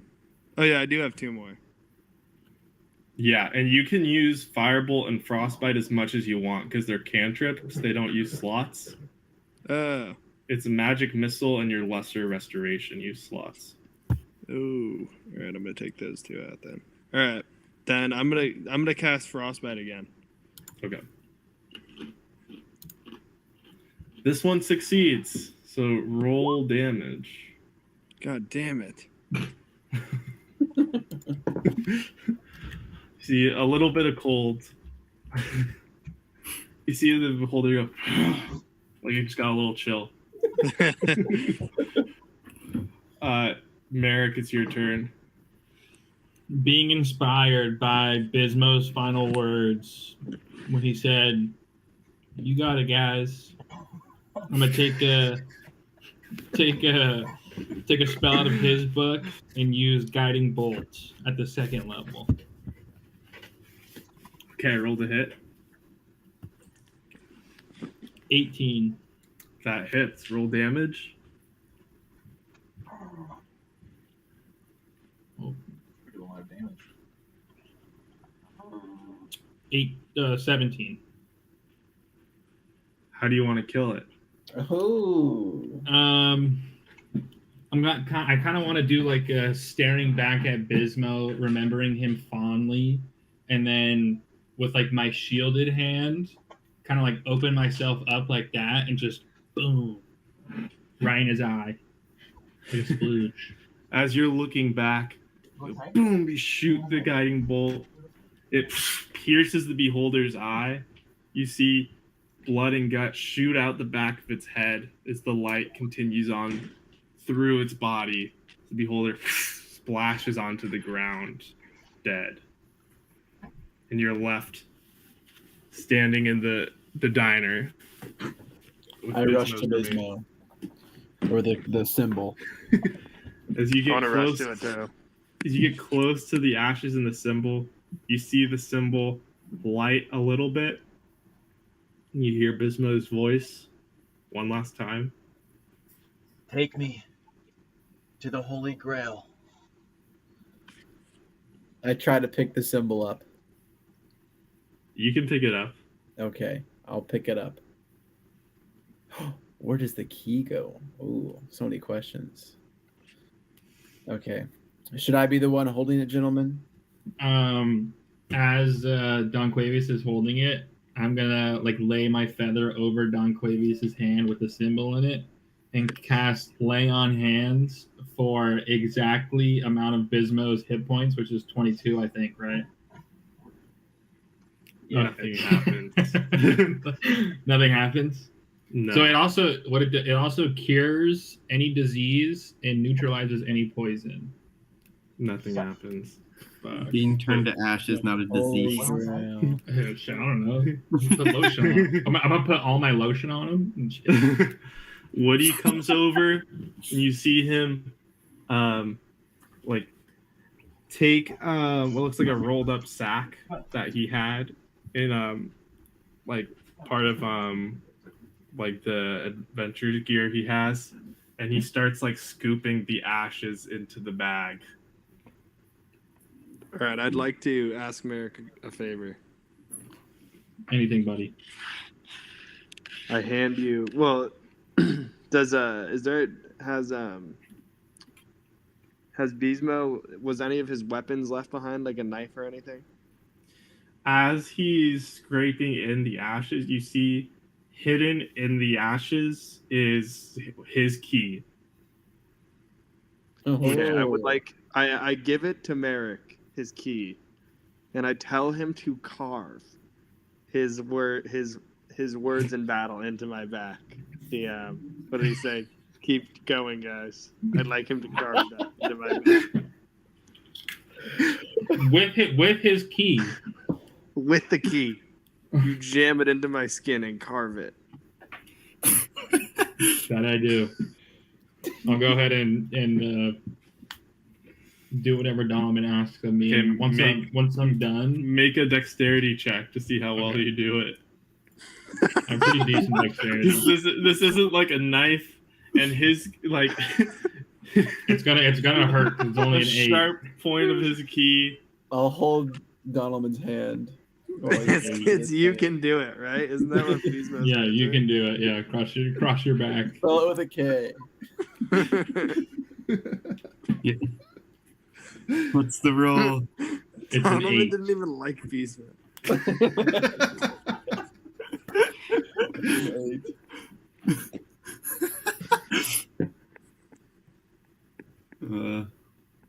Eric, it's an 8, by the way.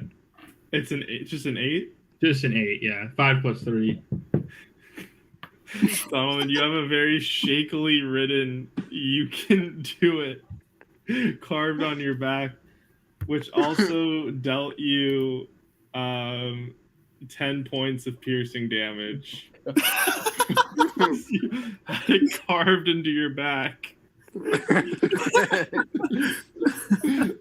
10 points. And once I'm done drawing, you can do it as like a brand in Donovan's back.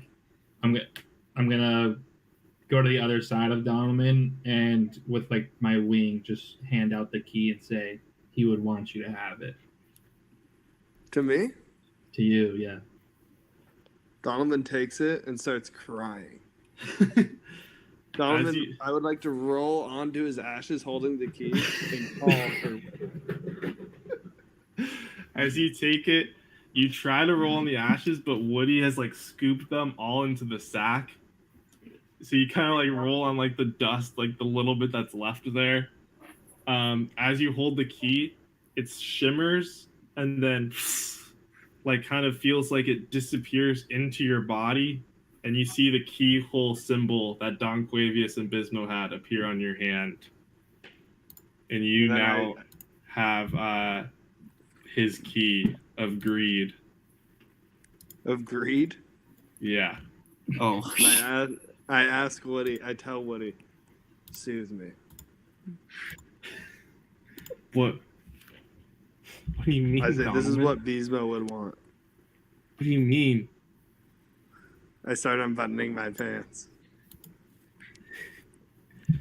Donovan, no, our friend just died. I don't want to do that right now.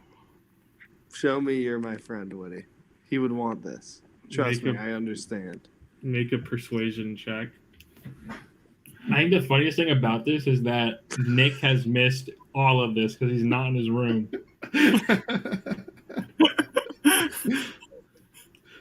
Oh God! Donovan. Kick a boy while he's down. Nick, just to give you a heads up, you missed Merrick carving your final words into Donovan's back. With the key. With the key. With the key. 10 points Your key. So it just 10 says, points of piercing damage. go guys, or You whatever can it do is. it. You can do it, it. guys. Oh, you can do it. Okay. Fair enough. Woody's just like, Donovan, no, he's like holding on to Bismo's ashes. He's like taking steps away from me, going, if you were my friend, you wouldn't ask me to do that right now. I just go, Woody, we're not friends anymore. And I start jacking off and crying.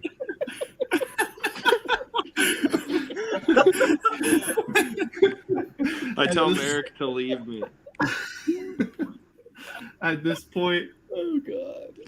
you hear like a snap in the air and a portal opens, and Ramon the Sweet walks in. Donovan crying, jerking off.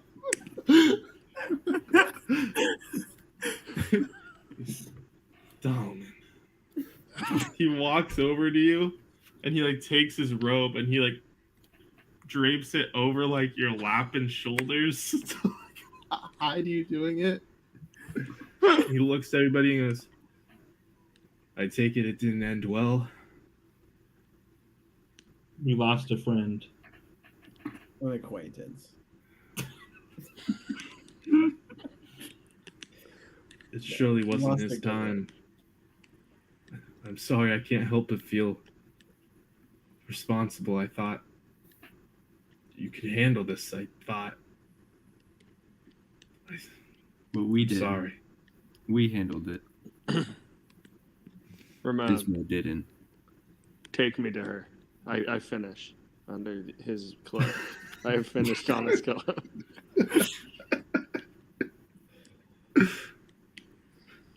You really want to see Kendra now? Yes, I have to. Even while there's a chance that you could save your friend?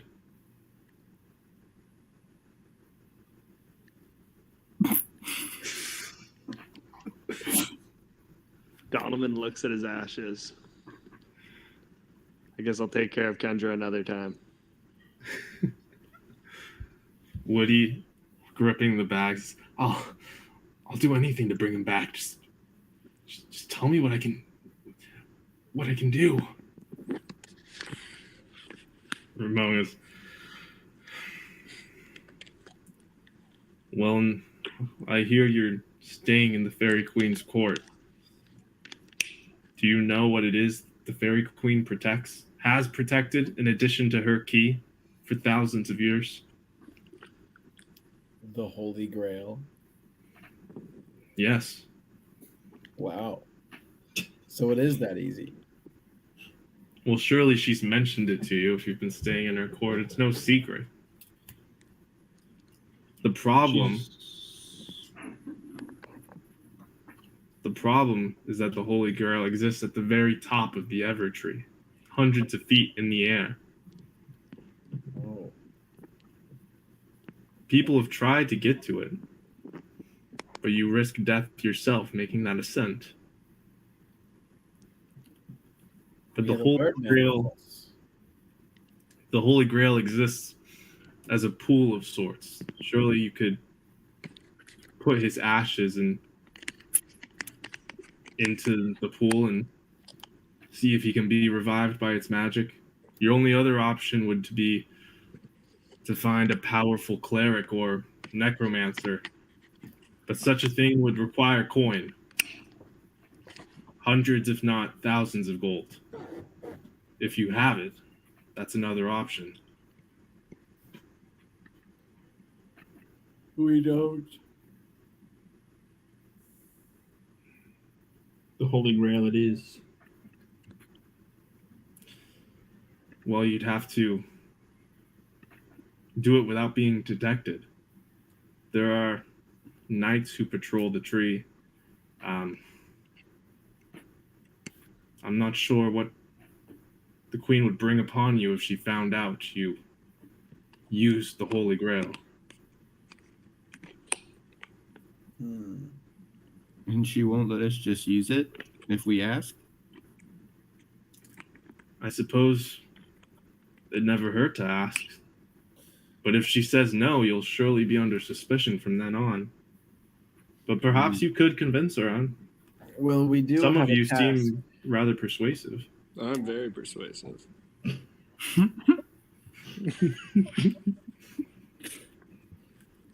She's the only one he has a chance with. Yeah.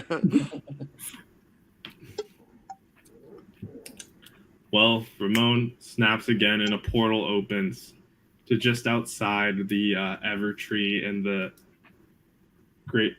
Fairy Queen's palace and says, "Well, get to it then. And Donovan, if you want to deal with Kendra, you know where to find me now. I'll be in the market." All right.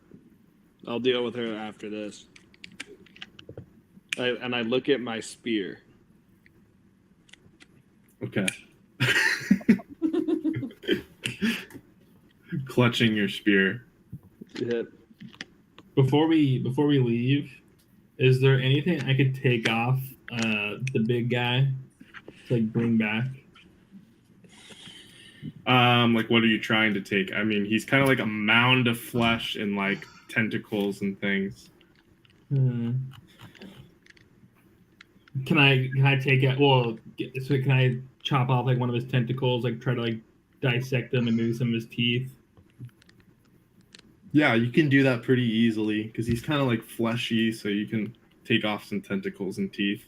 Personally, I would like to take the eyeball. Will that take any more time than the flesh? Well, the eyeball is destroyed because Merrick blasted through it. Never mind. Are you guys leaving now? Yeah. Yeah. Okay. Sadly. Bismo, no. Stepping through the portal, Ramon stops you, Merrick, and he hands you a large coin pouch and says, "There's 15,000 gold pieces in there." I'll disperse it among the group once we get back. You've done that world a great service. Your friend's sacrifice may have saved hundreds of people. That was a popular outpost. Well, I'm glad that his death wasn't in vain. He nods and kind of gives Donalman a long look of concern and walks away. Donovan just shakes his head. All right, guys, the time's yours now. You're outside the Fairy Queen's palace. So there's what now? There's 4 of us. I'm gonna And me. Woody. Sorry, Woody. I apologize. I'm the one with his ashes. The 5 of us. All right, Woody. Sassy bitch. You know what? I was probably the only one who was even nice to him. That's not true. I was nice to Bismo. Just because you jerk him off doesn't mean you're nice to him. I'm just upset. I'm sorry. I've never felt like this before. Yeah, if it helps you, Woody, you're the person that jerked him off without his permission. That's not what friends do. It's called rape, Woody. Woody turns around and storms off into the palace. While Woody stormed off, everyone gets 3,250 gold pieces.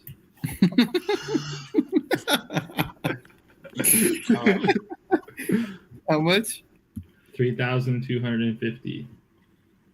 I'll follow Woody. I'd like to tell the boys that I'm going to use some of my persuasion. I've got I've got to deal with the queen in her chamber. Excuse me, 3,750. I'm a dumbass. And yes, Donovan, I think you should do that. Sorry, I had to refresh. Where do I add money again? You go to inventory. Okay. And then it should give like your coins and stuff. Yeah, you just get gold pieces. 3,750. Correct, 3,750. Also, if we can revive Bismo, let's not tell him about the gold. Right? Right. Sounds good. Agreed. Don Quavius, if you're following, are you following Woody? Yes. Inside the palace, he turns to you and says, "I don't know what the others plan to do, but I'm not going to rest until Bismo's back." That's our plan, Woody. You just need to calm down, you know. Ever since you got that dick and balls, you've been acting a little strange. I'm not going to lie. I'm sorry. I don't know what I'm feeling. It's like, I think it's anger. Yep. It's what emotions are, my friend. You know, as you live on, they'll grow fainter and fainter. You just got to experience it as the days go by. Just It's okay to be Okay. mad. well, if you're trying to get Bismo back, then I'll help everyone. You're still my friends, and I give him a weird look. Just kidding. I love you, Woody. Come back. We'll save him together. I give him a little pat on the butt. okay. I'm sorry. He comes back with you to the group. I scoop him up like a little baby, like I used to Donalman, and I just say, "They're their friend. It's okay." He kind of like looking at you wide-eyed, just like, oh, okay, thanks. Where did the Donalman go? I'm heading towards the queen's chamber. Oh, okay. Just beeline. I hear from. Are you just beelining there alone? Yeah, I'm beelining it alone. That makes sense, though. Okay, you're heading inside. You have to like get some directions to where it would be. You at this point in the day, it's like nearing evening.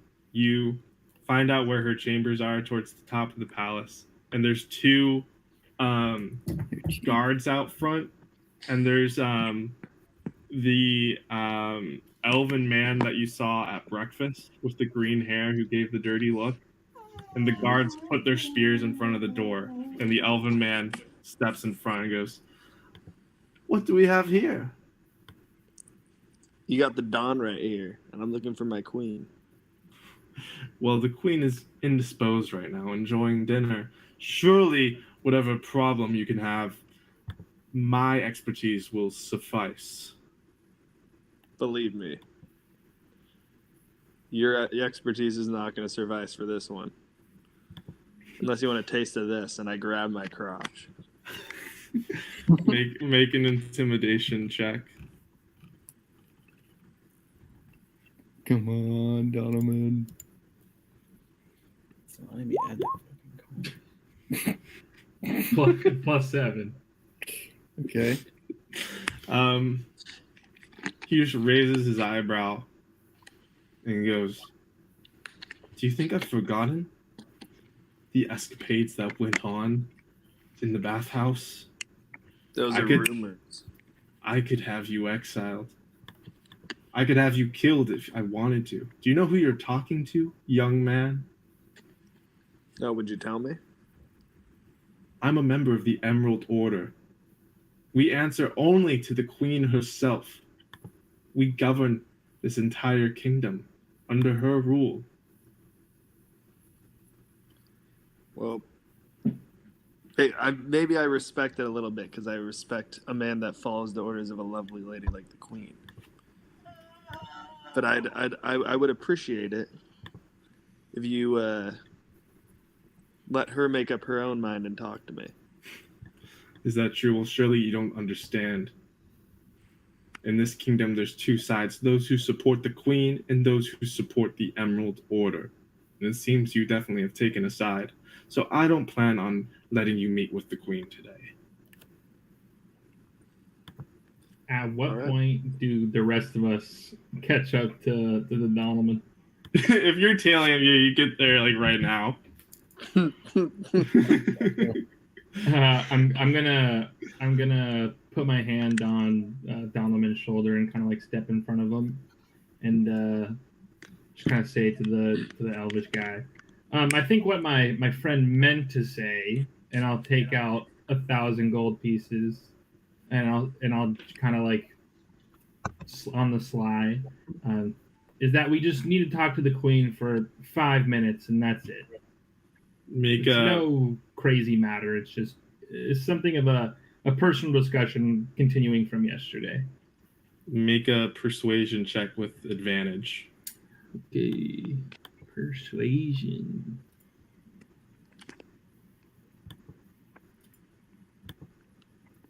First one was a 22.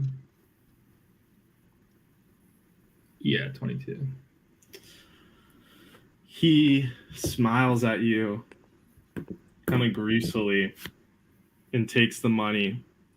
He goes, "At least one of you has good manners," and gives like a little flick to the guards, and they leave. So the doors are in front of you now, unattended. I turn around to Donovan, and I'm going to cast Enhance Ability. Oh my! And I'm going to give him Eagle's Splendor. So on all charisma checks, he gets advantage. And I'm just going to say to Donovan, I'm going to say, forget Beesmo. Forget Woody. Forget Kendra.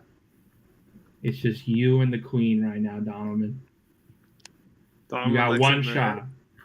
One opportunity. You got him, buddy. But don't forget Beastmo, because it's kind of the whole reason we're here. I Thank turn. you, Rockhart. I show Merrick my back, and I say, "Read this to me." Keep going, guys. And it glows. It glows. It glows the color of the key. And then I walk in. Also, Donovan, you get 3 additional HP, even if you're at your max. You go above. You get on top of that 3. All right. I am not at my max though because of the damage from the key. Okay, so you get 3. The 10 HP. You enter the chamber, and you see like there's a beautiful round bed behind her with a canopy. What looks like a bathing chamber off to the left, already filled with like a warm, frothing bath. And she's like an essential part of the chamber, eating like a petite meal of vegetables. And she has an attendant standing behind her in a robe. And the queen, beautiful red hair, a very supple, womanly figure in like a nightgown with her large wings sprawled out behind her. She says, "Oh, I didn't expect such a handsome visitor at this time." Well, the world's full of surprises, my sweet.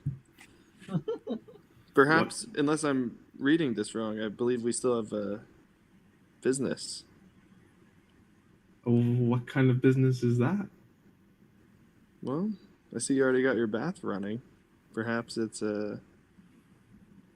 perhaps you want to relax. I splash her a little bit. I do like a loving little splash.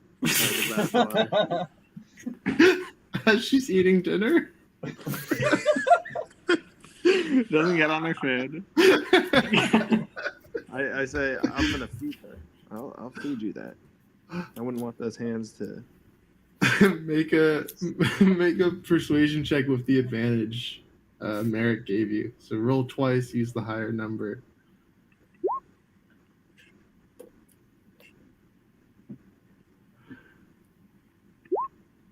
No. 14. Plus 7, 14 though, I think. plus 7 though, so Yeah. 21. She kind of smirks at you and looks to her attendant and says, "Leave us." Oh, yeah, baby. And it walks out. The queen stands up and Donovan. walks. I'd like to get behind her and like undrape her, like lovingly, before she gets in her bath. You come behind her, and as you undrape her, and her beautiful, like divine form, her godly proportions are unveiled before you.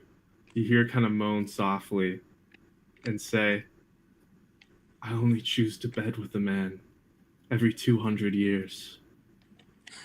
And then I look at her and I say, "Well, I'm going to show you that you've got good taste. This is your." No, I'll say, "Well, perhaps this will be your best choice." She touches you, and your clothes and your arm you start to just like come off of you, like kind of unravel and come off of you until you're naked. And she leads you into the bath. Cool. So now I say this. I say, I don't want to base this relationship off lies. So I'll be honest with you. I do have a request, but I would like to make it worth your while. And I start making out with her. Okay, you're making out with her. I start putting it in.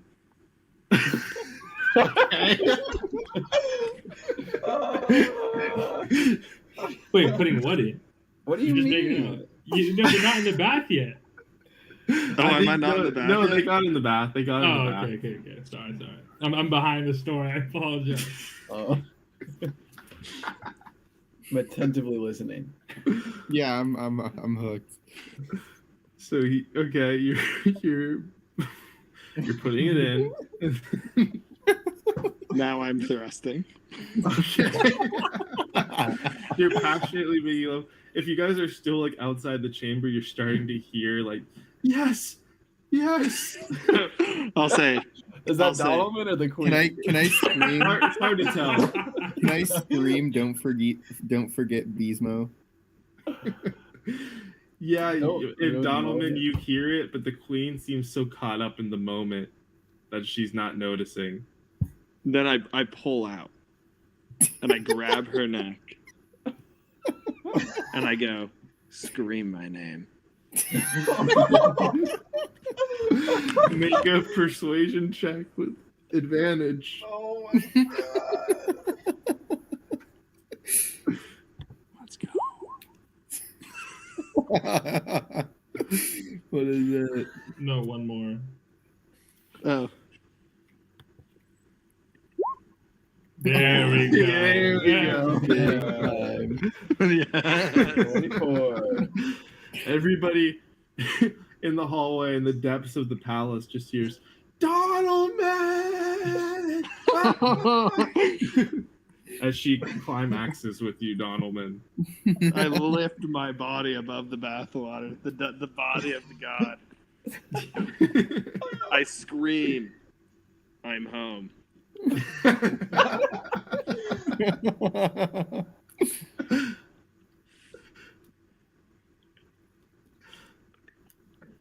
So, And then I say this. okay. Perhaps you have another body of water we can bask in. I'd like to make love to you all night. Body of water? What do you mean? Well, there's a rumor that you have the Holy Grail of sorts. You wish to make love in the Holy Grail? I wish to give you a night you'll never forget. I have never heard a request so bold, so brash. You've never had sex with the Donaldman. Oh my god. Make one last persuasion check with advantage. Come on. Oh! A piece? Okay. 22. She's like running her fingers on your collarbone, like her breasts pressed against you, and she says, "It's still beautiful. The waters aren't as powerful as they once were, but I suppose if a man like you were to get in there now, you'd feel like you were in the prime of your life again. I say, You'd probably have stamina for hours and hours." I say, I'll meet you there in an hour. She says, she's come back to this chamber in an hour, and I'll fly you up there myself. I look at her, I go, you're a queen.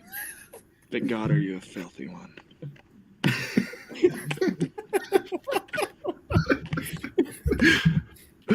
Oh, Okay, are you walking out now? Yes. Okay. Are you getting like your clothes and things? I'm getting the ashes. Yep. Yeah. So, Yeah. but I mean, are you coming out like naked, or are you getting dressed before you leave? No, I'm coming out. I'm staying nude. Okay, everybody sees Donaldman come out. Can we like line up where it's at the end of like the AYSO games? where Like it's, the tunnel. The tunnel. I say, boys, we don't celebrate till the lady's satisfied. And I don't talk to anybody. I'm on a mission. Can I slap him on his Woody- ass while he walks past? Woody's the one holding the ashes, and he looks at you and I don't understand. How is this going to get Bismo back? I'm gonna put these ashes in there. In the Queen? Is that not how does this work? Oh, it's just Woody's confused. This isn't DM Eric giving a hint. This is just Woody being confused about sex. Oh. I say, Woody, maybe I would have taught you one day if you weren't such a little bitch. Are you putting the ashes in the Holy Grail? I said, yes, Woody. He hands you the ashes in the sack that he's been holding them in, and goes, "Okay,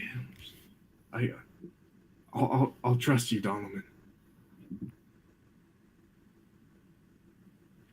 I take them. Like, I look at Woody and I say, Woody, I don't need you anymore. Oh. I thought we were friends. I thought so too. Oh God. And I push Woody and walk away. While Donovan's walking away, I say his name, Donovan. And I turn slap back. him on the ass and I say, "Go get him." I say, treat me with honor, Rykard. And I bow, like I drop like a reverential bow on one knee, and I just like lower my head to him.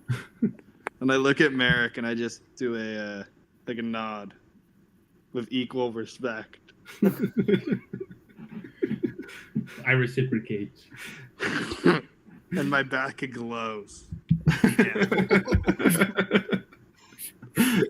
It's responding to the ashes being in his hand. The emotional bond. Are you going back in the Queen's chamber? Well, I would like to wash off and then go back. Okay, so you're gonna.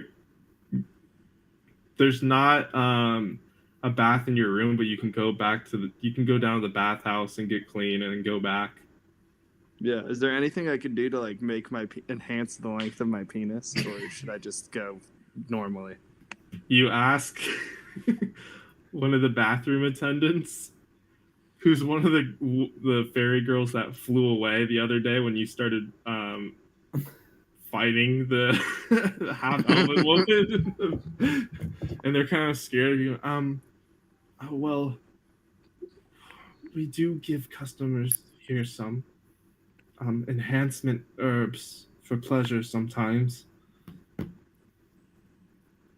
I say I'm gonna need all this you got for me and the Queen. They're so afraid of you at this point that they like go away and come back with like a basket filled with these they just look like green herbs with little red berries on them, and they give the basket to you and say, here you go. All right, I take the basket and I go to the Queen. Okay, so you return to the Queen, freshly cleaned, with the sack of Bismo's ashes and the berries, or and the herbs. And you walk in, she's wearing just a new, like, seductive lingerie, waiting for you on the bed. And I'm butt naked? Yeah, I mean, yeah. Yes. She's well. I say, shall we, my Queen? She gets up and takes you under her arm and says, I've made sure no one will bother us tonight. and she flies Right. you out her window. And you I'd like to circle. feed her while we're flying the berries. You're feeding her as you're flying, circling the Evertree, going hundreds of feet in the air, so high that you feel your breath thinning a bit. But luckily, the herbs are empowering you still. You So- make it to. Sorry, Eric. Is Yeah. there any way I could like see them flying out and then follow them? Since obviously I can fly. Yeah, if you're looking out for it, you'd have to do Yeah. a stealth check, see if they don't notice you. Okay. Yeah. Yeah. Wait, Donovan, you got Beesmo, right? Yeah, I have Okay. his ashes. Don't fuck this up, Merrick. I don't know. A part of me thinks that the Donovan's gonna get like eaten or something like that. That's why she doesn't fucking do shit for 200 years. I think I'm just gonna have to go. I think I'm going. Don't you have disadvantage on stealth? Unfortunately, I do. Yes. Oh god. Dude. Okay. Spicy. Oh god. Oh god. I don't think anything can be worse than that, but we'll try. I got a 6. Oh. As you are in pursuit of them, you make it just about halfway up the tree when the queen's head looks back towards you. She gestures her hand in your direction, and two what look like sort of like winged foxes appear, and they're gonna try to grapple you. That's a 24 to succeed. Yeah, that's impossible for me. So you, I'd like to tell her something. okay. I'll say, make sure they let him go easy. He just wanted to catch a glimpse of the Donalman in action. She giggles, and the foxes just start dragging you down towards the ground, Merrick. And when they reach the ground, they sort of transform into statues that are keeping you bound on the ground. Okay. With a DC of 24 of their strength check to keep you in place. So then everybody, if everybody was on the ground looking to see you fly off, they see you now bound on the ground there.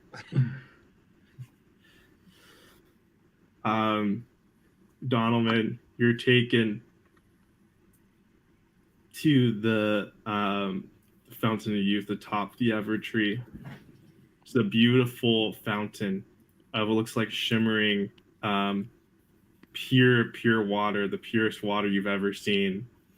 And it comes from a little spout rather, in the tree, like a small fountain pouring into this beautiful pond with flowers all around, a beautiful bed of flowers.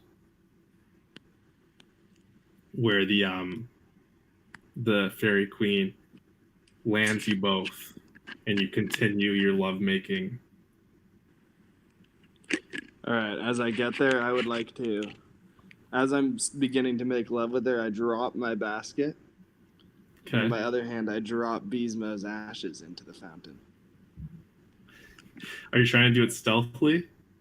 Or are you just like heat I of the just moment? drop them like I didn't even think about them. You know, like I'm ready to just, like Okay. make love. Nick, are you there? I'm here.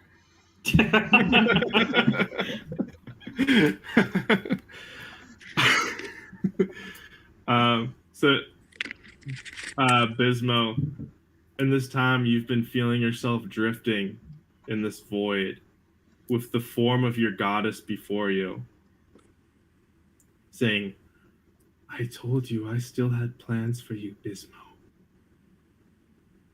I don't know what that means. It means that while you may think you've grown old, you have the soul of a lion, of a young cub, and it's time you got back on your feet. Yes, my goddess. I will And the not next disappoint. thing you feel your eyes open in this liquid that is, it feels like warm and like this cold, refreshing feeling at the same time. And you see that there's a sack that your legs have kind of like sprouted out of, and it's kind of holding on to you like shorts now. And your holy symbol is hung around your neck. I have a question. Unless somebody was the holy symbol not in the bag? Did somebody hold it separately?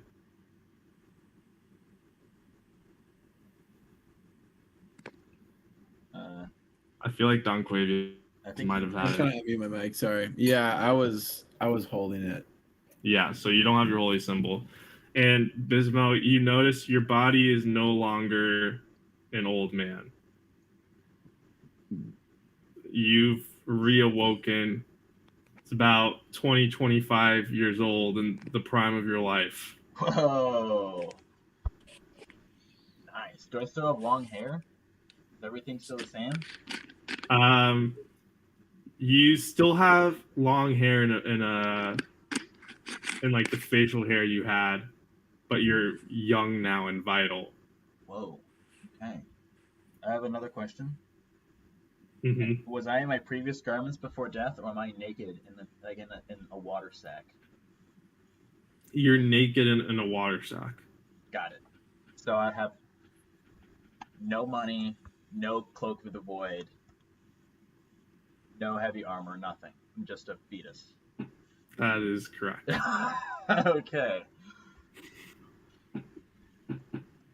My God. So I look up, I like breathing really heavy. You come out of the. How do you come out of the water? It's kind of gonna like spring out.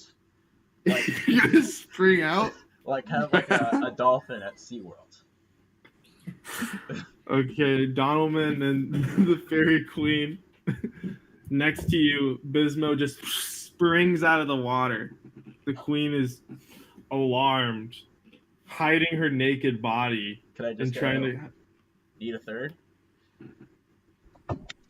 No, that's not what I say. This I cover the queen. I say, "Oh, my sweet queen! I forgot I had that sack on me."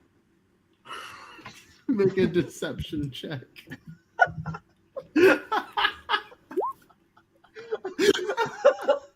You get advantage though. Yeah, you can roll again. Oh my gosh, this is. Hell yeah! You're welcome, Donovan. Been saving your life all night.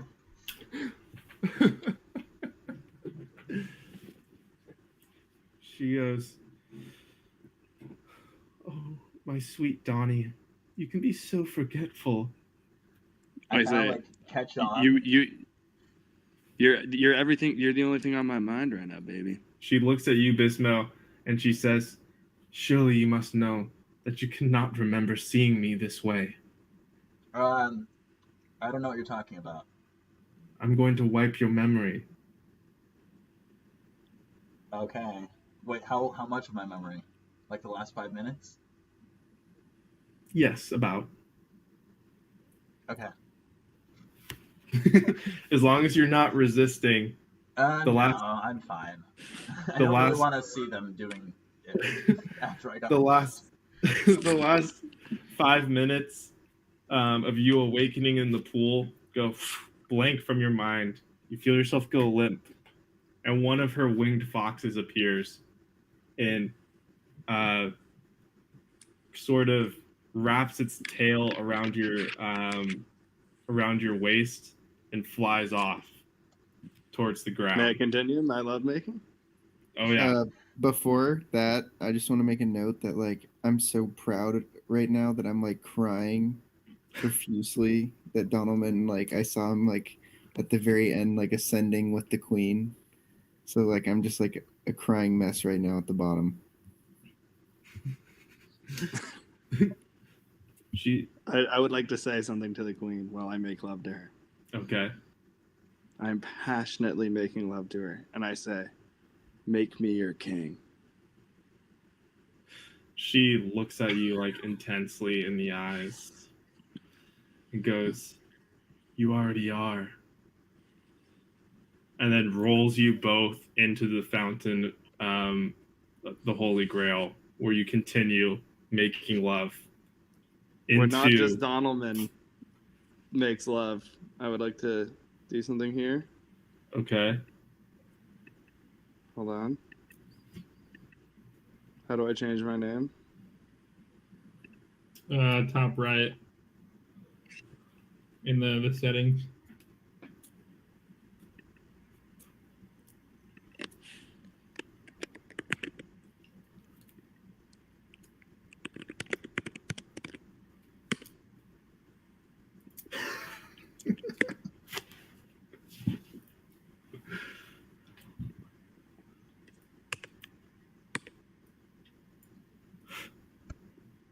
All right. Do you guys see my name change? Yeah. We do, yeah. King Donalman, baby. Formerly King Donalman the Great. Yeah, I changed. The Great's too much. Too long.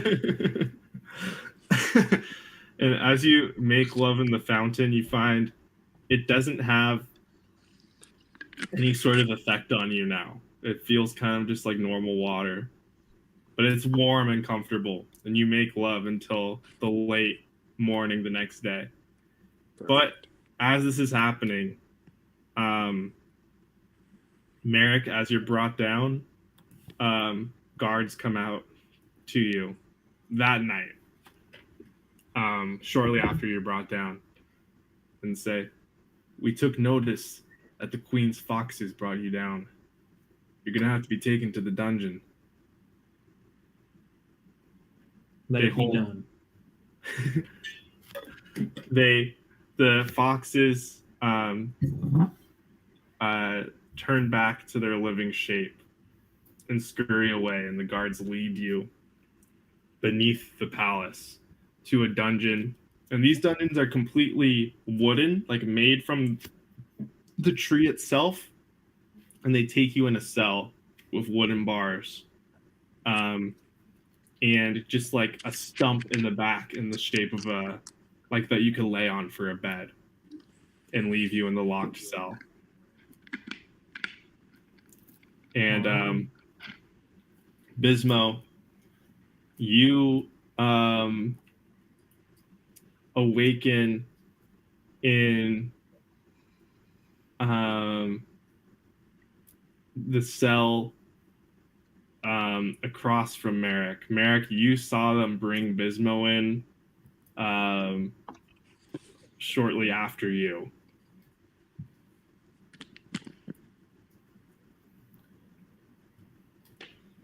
And now we're in a bit of a pickle here. I don't know still naked, if or any. they give me like a little cloth or something. Like You're a toga. still just in like the sack that like your legs have come out of. That are sort of like makeshift shorts, and everyone else, you're. Well, first, Donalman, after your lovemaking in the fountain, where the queen eventually takes you back to her quarters. And as she's getting dressed, she says, "I know you've caused a bit of mischief in my court, my love." That's what I'm known for, baby. All these antics, while they are refreshing, Well, now they do require my attention. I'd like to grab her hand. Okay. Our attention.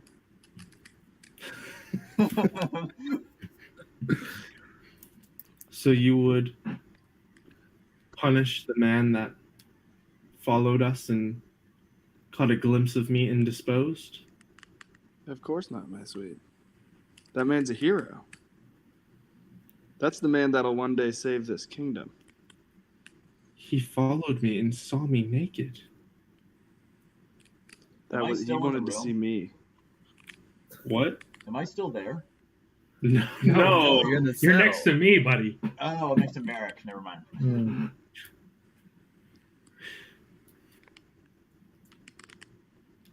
Surely this man must be punished. He saw us in our most intimate moment. That man's he messed up. You know, he's made some mistakes. But he just wanted to see an idol of his making love. I don't see anything wrong with that.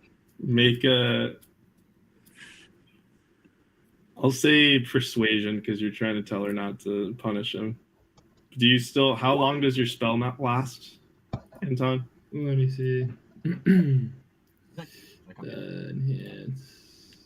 It's an hour. Yeah. So you 6 plus 7. 17. She says, 21. if you wish to be my king, you must make kingly decisions. The way I see it, your friend saw something his eyes should never have seen. So either My we queen, take, I respect your decisions. But let me come with you. if you plan to enact the punishment yourself. I would never do such things. I have people do these grueling tasks for me. But the way I see it, he should lose his eyes for such a crime, or a limb. Let me be the man that takes his eyes. I will do it. I'd like to prove my loyalty to you, Queen. Are you being serious or are you lying? I'm lying. Make a deception check. Oh god! Oh god! Sporadic Donovan. She kind of like puts her hand harshly on your cheeks and says, I see this man as a great friend of yours. Someone you value even more than your queen. Well, if you truly loved me, you wouldn't hurt a great friend of mine.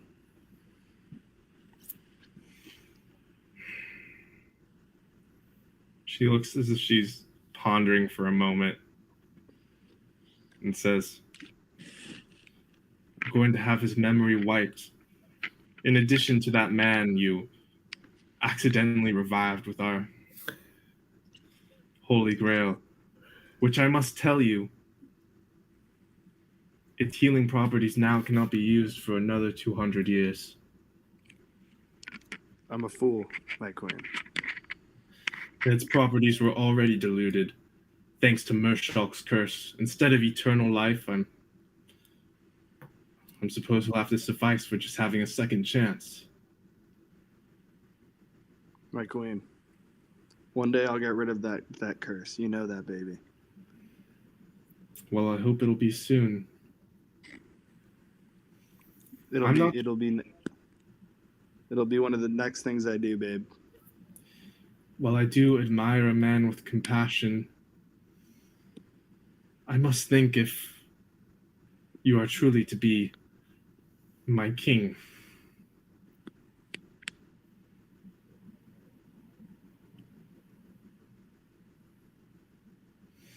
I will say this.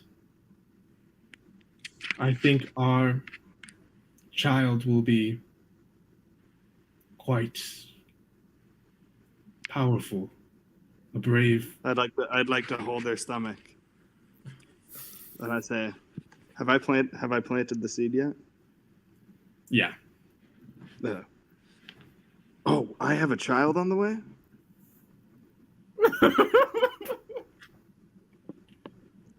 You do now. Best believe Donovan. I say this. A tear rolls down my eyes. I have business I need to take care of before I have this child with you, my beautiful. And I have to save this kingdom. She kisses you on the lips and says, then take care of your business. I bow with respect and I walk out. And then as you walk out, she gives you one last word and says, I'll let those two men go free this time, out of respect and love for you. But know this, My sweet. if such antics ever happen again, I will not hesitate to kill every one of them. You're going to be happy you let them live. Shortly after you leave Donalman, Merrick and Bismo are released. You're removed from your cells, and you're allowed to come back up to the main hall where people are having breakfast the next day.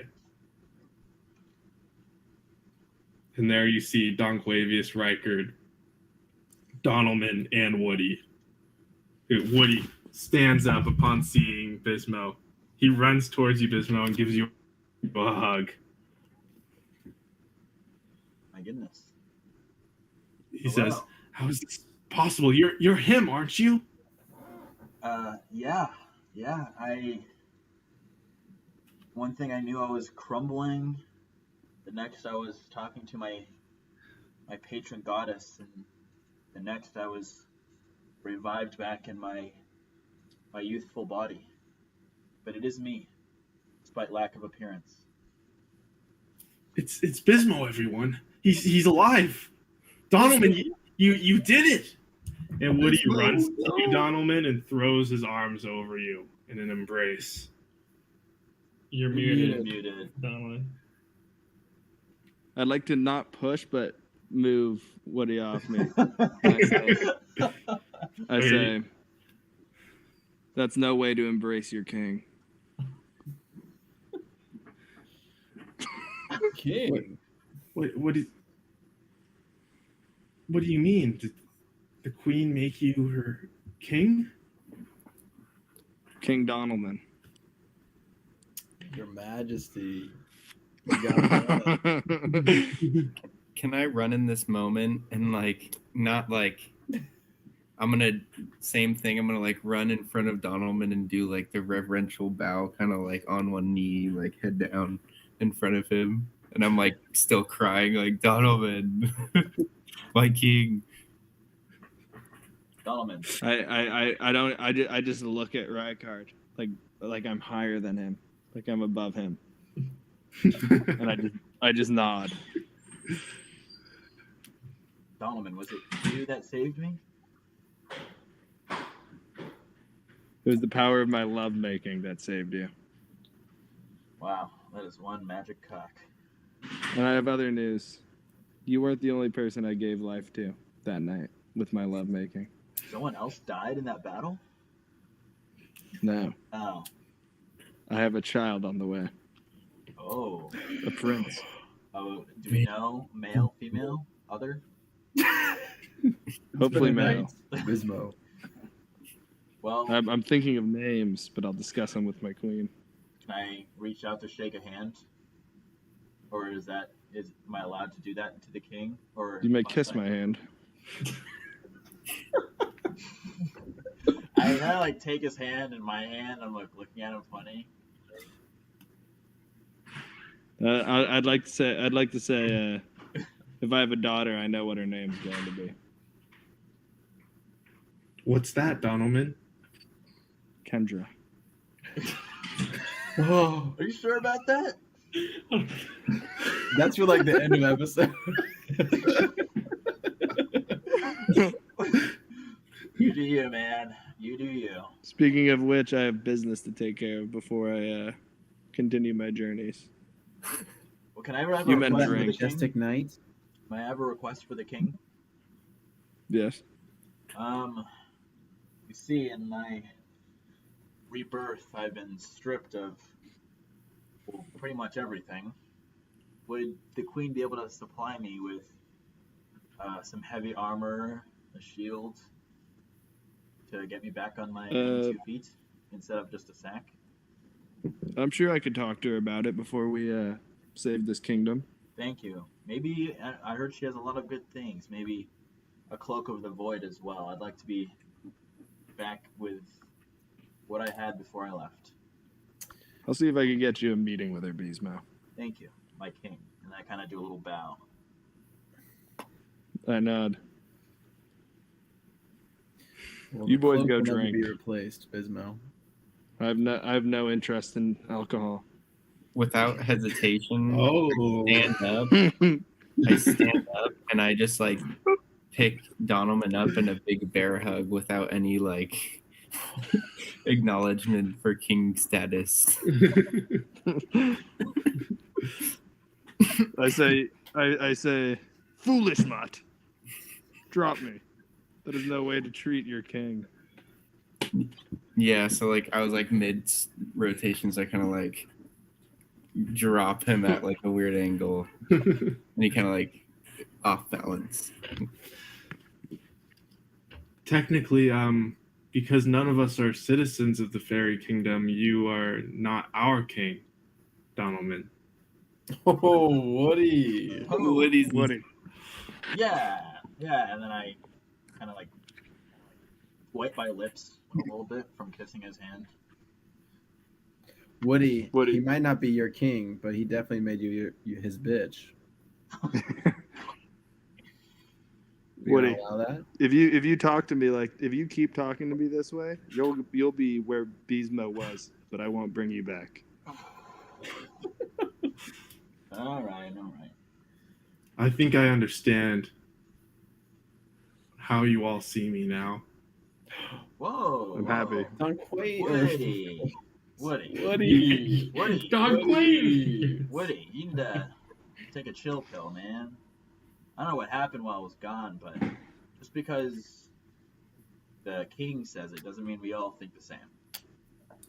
Well, I can tell you this. I'm done being anybody's bitch. And he turns and he runs off. Oh, can I follow him? I want to run after Angsty him. teens. Yeah. Run after him in my sack. I'll run with Bismo. Okay, you just follow him. He runs all the way to his room. If you follow him in there, he's just like on the bed, like kicking his feet in the air. You're like-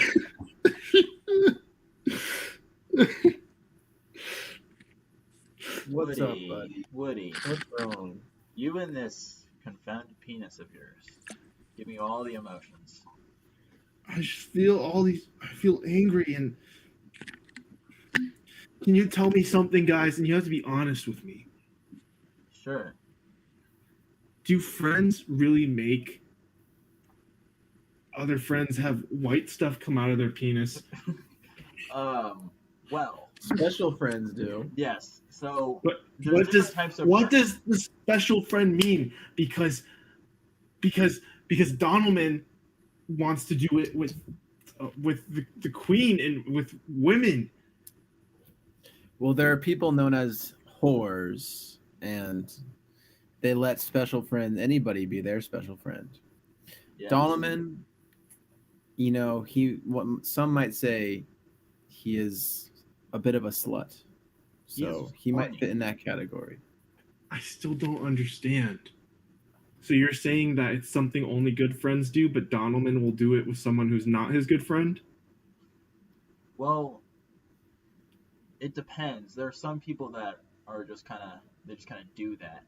a friend. We're good friends, right? But there's Yeah, but there's you like, don't ask me to do those things. Actually, you told me not to do them to you. yeah, exactly, because we're not sexual friends. We're just like companion friends. You know what friends do for each other, Woody? What? Friends do what friends like with each other.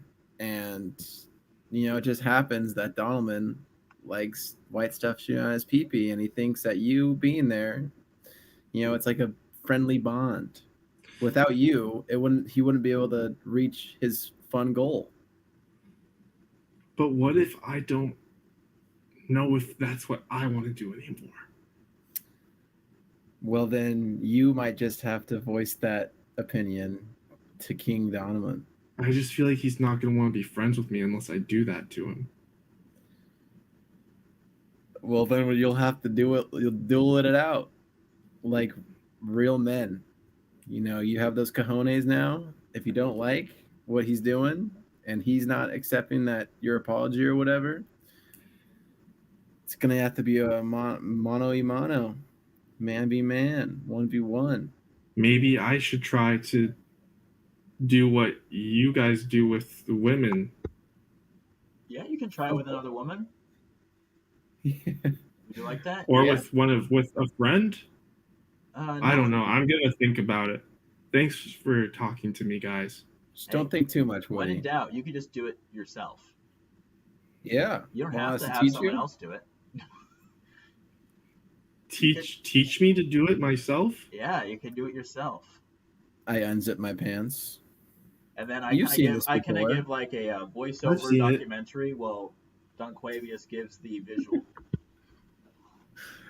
You see his like familiar notepad come out that he hasn't used in a while. He's taking notes as you instruct him. And he says, Yes. "Okay, but how do I make mine bigger like you guys do?" Well, watch closely. As you stimulate more and more, and then I would like Dunquavius I see. to. Okay. As I Right. rub. You I will see. feel Back and you will pro. feel an arousement, and Okay. this will generate growth. All right. Let's do it together, Yes. Woody. Follow his movements. Make a persuasion check.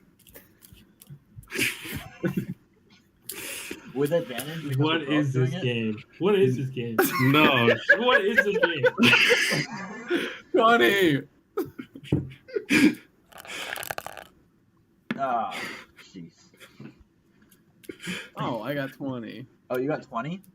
Yeah, well, not a natural 20, but 20. Oh, Okay. technically you rolled first. We're gonna kind of glance over this now, but he tries jacking off with you, Don Clavius. And yeah. Finish on each other? Okay, I'm sorry. Well, After I get if the hang of it, I'm gonna you leave the finish Don Clavius, you're gonna use your attack. Well, Is that what's happening? it's only natural. Are you doing it at Woody? It's the only path possible at this point. Like it's literally the inevitable. It's It okay. has to happen. I'm there to heal. I will heal whatever damage is dealt. Woody Okay. needs to realize that actions have consequences. Okay, Is Woody's doing a dex saving throw, and he failed. So he's No, Woody. roll damage. You roll a 2d8. Yours won't be like this because Dunquavius is special, but this is I can teach you how to do this, Woody. 5. He gets blasted back, flies and bangs into the room's wall.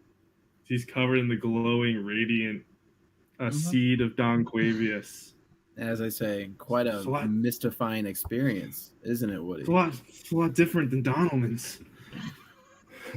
how much damage did he do? 5.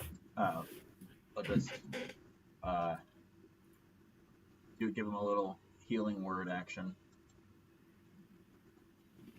You got this. While this is happening, Donalman, you hear Ramon's voice behind you in the main hall say,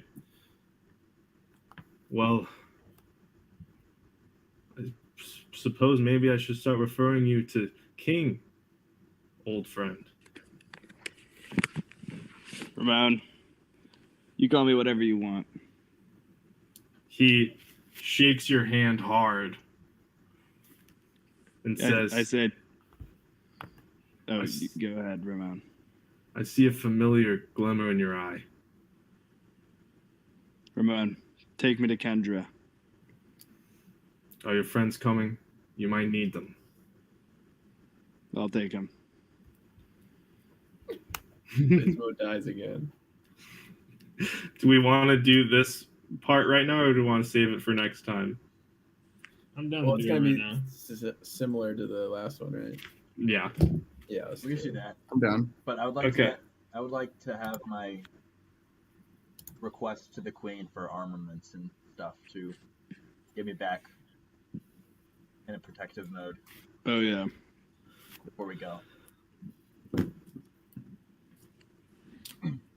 Well, it seems like you have some things to take care of first, but come down to the market, I have no money. and I'll take you to Kendra. No, he's saying this to Don. No, he's saying it to You Don. and Don Quavius are with Woody, Oh, that's right. jerking off. I'll get some stuff taken care of, and then we'll meet Okay. back here. Are you going to try to meet back with the Queen Donovan and ask her for armor? Yeah, I'm gonna go meet back with my suite. Okay. At this point, she's being dressed by her like chamber maidens, like having her hair done and her jewelry put on. When you come back to her, when you get to the door and it's blocked by the guards, upon seeing your face, they step aside There immediately. you go, man. They That's all I just sort say of to him. nod to you. You come I'd through like the door. The My sweet queen. Ah, my Donalman, what can I do for you? Or did you perhaps just want to continue where we left off? I think I want both. But I Well, do have a request for you that I think you're not going to be too happy with. Let me hear it. Well, one of the man that I accidentally revived. Yes, the one you forgot about. Yes, the one I forgot about. Well, I plan on taking him on some quest to save this kingdom. I see. And he is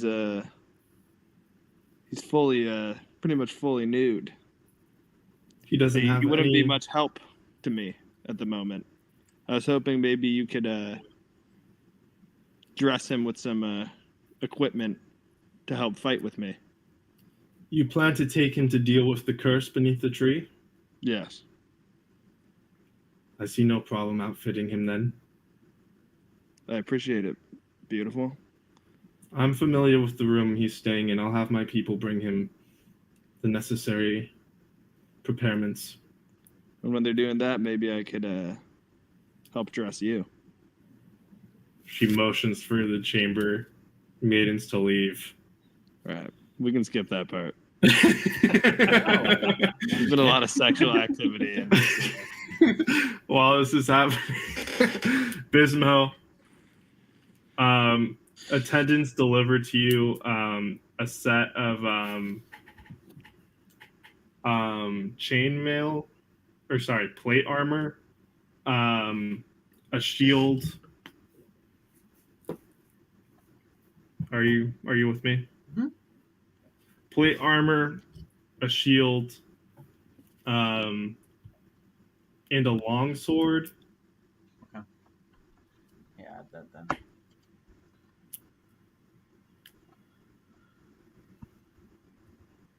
So that's all you have right now. Okay. But they also give you a dungeoneer's kit, whatever it's called. Can I ask Don Quavius for my holy symbol back?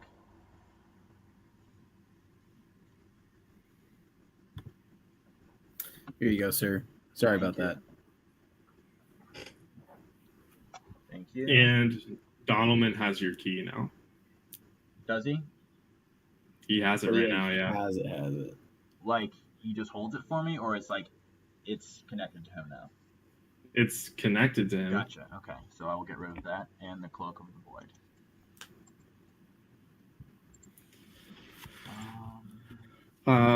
Okay, we can skip now to you guys meeting with Ramon, which he presents you with the second envelope.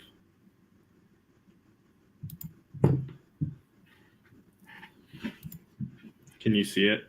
Yeah. A giant octopus has been released at the Hard Rock Hotel in San Diego, California. Where did this beast originate from? Well, I was having a threesome with a mermaid and a giant lobster the other week. I must have left a portal open. This is my mess, but I need help cleaning it up. I've used a powerful illusion to keep locals from noticing, but it won't last long. Well, Donaldman, can you help me fix my mistake? I'll do anything for San Diego, I knew you'd say that. my true kingdom. He hugs you, Donaldman, and he whispers in your ear, "She's there, just to warn you." I intend on dealing with business with her. With that, he pats you on the back and opens the portal. Would we have long rested? Yeah. Okay. Just making sure.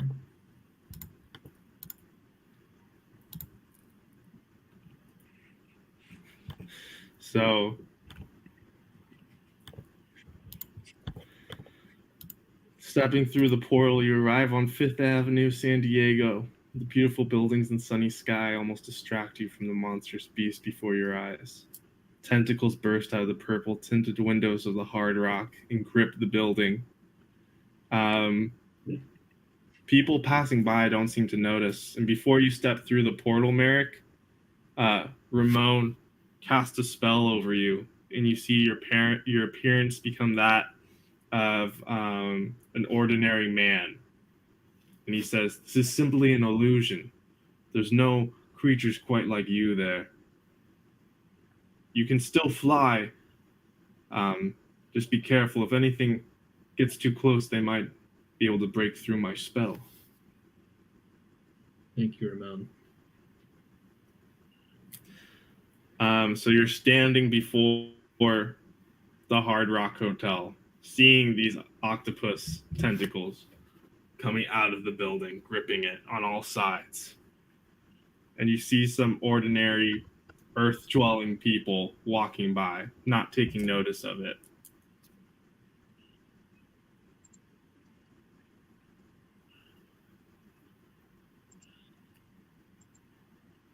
We all just stand there and look at it for 5 minutes.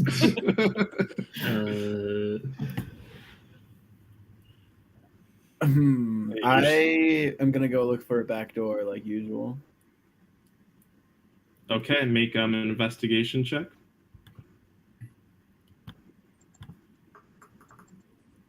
$18. Oh, okay. That circling the building, you find that there's multiple doors. There's the main lobby entrance, obviously, and then the Hard Rock Hotel is kind of an interestingly designed building, as Donaldman's very well aware. There's multiple emergency exits as you just circle around.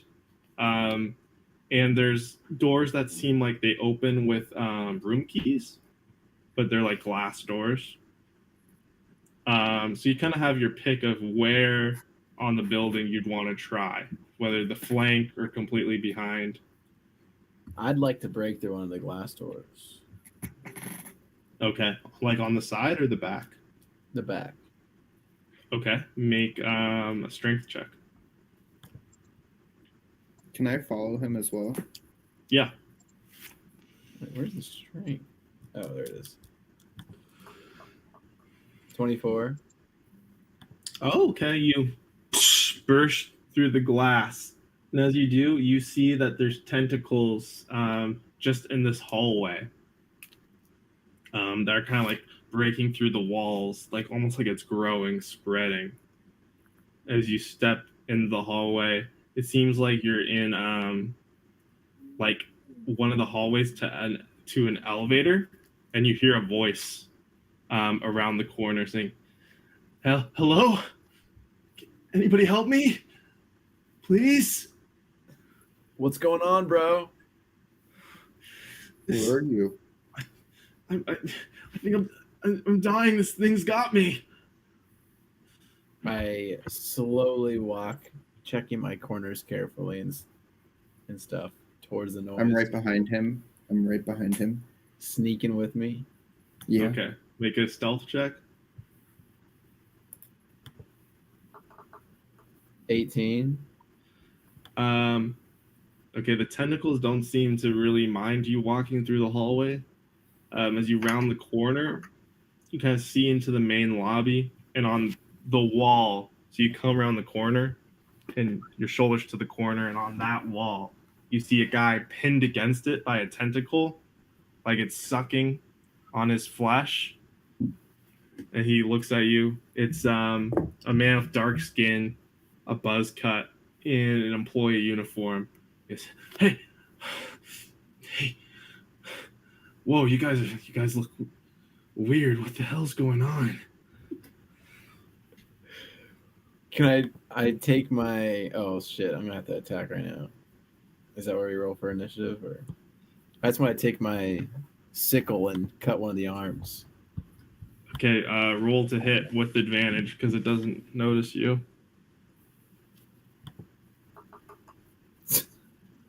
Oh, 13. I think that was a 1. Okay. 25. That hits. Roll damage. 6. Okay, you cut through the tentacle, and that drops him on the ground. You see him struggling to pull it off, and as he does, you see that his like skin and flesh has been eaten away by the tentacle. He only gets it about half off before he just stops from the pain. Says, "Thank you. You saved my life." I don't know about that.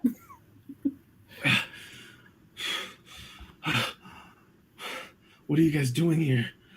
Are you here to help us? Yes, we're here to kill the octopus. What's going on here? Can you tell me? Whatever this thing is, it started at the pool. We just had this beautiful new pool put in. And this thing, it started out small, like it looked kind of cute. People were playing with it, and then it just got bigger and bigger until we'll look around. I saw most people just get sucked up, eaten alive by this thing. But its head, where it lives, it's at the pool. That's where you'll find it. And where's the pool located from here? Keep going down this hallway, and you go left through the main lobby. Keep going down that hallway, and you'll find it. So, Okay. How Like, tall it's is the like, Hard Rock Hotel? Yeah. How tall is it? Yeah. God, it's pretty big, right, Donovan? It's like You're muted now. I would say it's pretty tall. Yeah, it's like I would say 30 stories. no, it's like no, it's like 6'7", right? Oh. yeah, it's probably like 7 stories tall. Okay. I'm gonna Well, look it up. I did my research. while Don Clavius and Rykard are having that conversation, I'm gonna go to like an area where like no one can see me. So like down like the side, I guess, of the Hard Rock Hotel, and fly to the roof, see if I see anything. All right, I'm sending you guys a pic of the Hard Rock. This is a lovely place. Did you pick the third one? Hey, you guys are right on 5th Avenue in the heart of SD. Oh, am I? So there's no alleyways or anything like that. Well, with like Ramon's illusion over the Hard Rock, you can undetectably fly up to the top of the roof. Okay. Yeah, what are you doing up there? I'm just gonna like look around the sides and see if I see like the head or anything like that. Yeah, actually, looking over, you see the pool on. It's like on an open terrace of the lower building, and you see this monstrous octopus. That's like in the pool. You see like part of it poking out, and in its tentacles, you see a woman. Like she's being sucked, or Yeah, she's being held by one of the tentacles and like thrashed about in the air, and then you see bodies and carcasses around the pool that look like they've just had like their flesh melted away and they're only bone left. Hmm. All I could think about is Kendra. Can What are you I? doing right now, Donaldman? Oh, Yeah. No, go What? ahead. Donovan, what are you doing? There's no. Dude, I'm getting ready for attack. Yeah, I'm ready. After what happened last time, I'm rearing to go. Well, you guys are all broken up, so Donclavius and Reichert are with the guy they saved. Merrick's on the roof, and Bismo, Donovan, and Woody are out front. So we're unaware we're Joint unaware team. about the pool. You guys are unaware about the pool. Merrick has seen it in the pool. Donclavius and Reichert know it's at the pool. So you guys just have to reconvene somehow. I think I'm gonna shoot a guiding bolt at its head. From atop the roof? Why Yeah. do you call back for them? Anthony? Okay, you have a surprise attack. So roll with advantage. Cool. Too late. Thing's gonna turn in one shot. Just sweep them out of the air. 15. That hits. Roll damage. Oh, better one shot. No, there's no way. 18 points of damage. Ooh, Damn. Ooh, Big dollar. Merrick came to play. Merrick shoots a guiding bolt down. You slam into the massive head of the octopus, and you see a beady eye kind of poke out of the water and look at you. Because as a surprise round, you don't have to roll initiative until now. But only Merrick's involved in the fight. can we listen for? A giant ass pool. Oh, So Eric, did the did the octopus make any noises when he, like, were any noises like Made. I don't know loud enough for us to When hear? when we chop his arm off? Track or anything? To guide us in a direction. No, there is no. Well, everybody on the ground, actually, you would see his guiding bolt Yeah. go down towards the pool. So you So you guys can saw where follow he that. attacked. Okay, not to be the bearer of bad news, but because Eric and I were in the building. Well, we know where it is. It's just down the hallway. Yeah, so are we? Do you just want to beeline for the? Yeah. That's what I assumed. Once we're probably gonna hear the guiding bolt, and then boom. Okay, It looks like so I'm in a fucking horror movie with my black and white. everybody's making a beeline to it, basically. But while this is happening, Merrick, roll initiative because there's going to be one round before everybody gets there. Okay. I'm gonna take a leak real quick. I'm gonna roll for initiative. 8. Okay. I got 4 again, so when that needs to be settled. Yeah, actually, everybody can roll right now, and I'll just put it in for when you guys get there.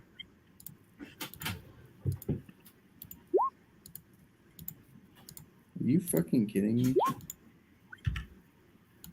Bruh, I haven't got above a 10 on 20 dice.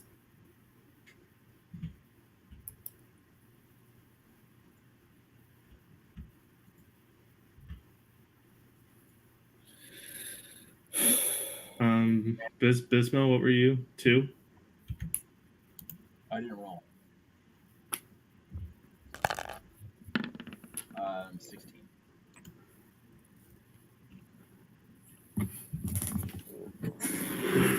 guy? I'm so confused. Who am I missing? Octopus, Woody. Donald, don't be a snare. Right. Who is this? Who is this blonde guy? Where did he come from? Is this anybody? Isn't that Woody? No.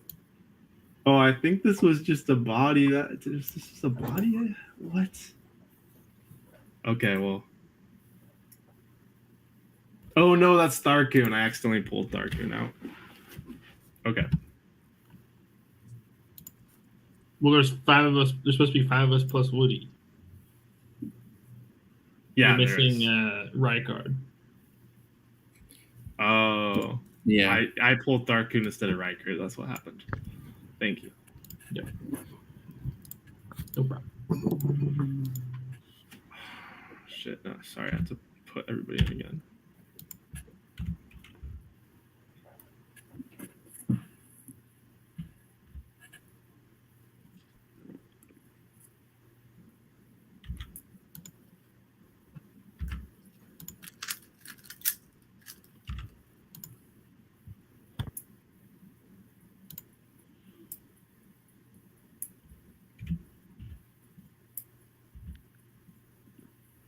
Okay. The tentacle's gonna take a swipe at you on the roof, Merrick, because its reach is the whole building. That is a 20 to hit. No, it's It happened, Ethan. So a tentacle bursts through the roof and slaps you in the back. You take 13 points of bludgeoning damage. Oof. Balls. But now it's your turn from the roof, Merrick. So you're kind of off screen right now.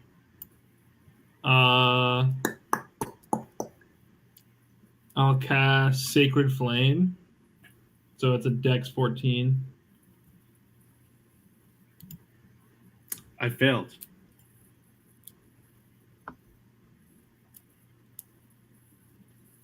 That's 11 points of damage, excuse me. All right, you hurl down a radiant blast of fire at the octopus. And as it finds its home in the beast's back, everybody starts to arrive on the scene on the roof. Now combat can really start. So Bismo, you're up first. Okay. First, as a bonus action for my real move, I'm going to cast Spirit Shroud on myself. And then I'm going to cast... I'll cast Sacred Flame as well. And so you Dexterity 13. I got 16. Okay. So is that it? Yeah, that's it. You misses it by a hair. Now it's Donalman's turn. All right. And Donalman, as you arrive on scene, you see the woman in its tentacle is Kendra. Oh shit. Can you describe to everyone what Kendra looks like? Gorgeous. Blonde. Gorgeous blonde, long legs. That was Donalman's favorite part of her. The long legs. Huge boobs. He paid for. Big boobs. Donovan put a lot of money into him. Well fed too. She's healthy.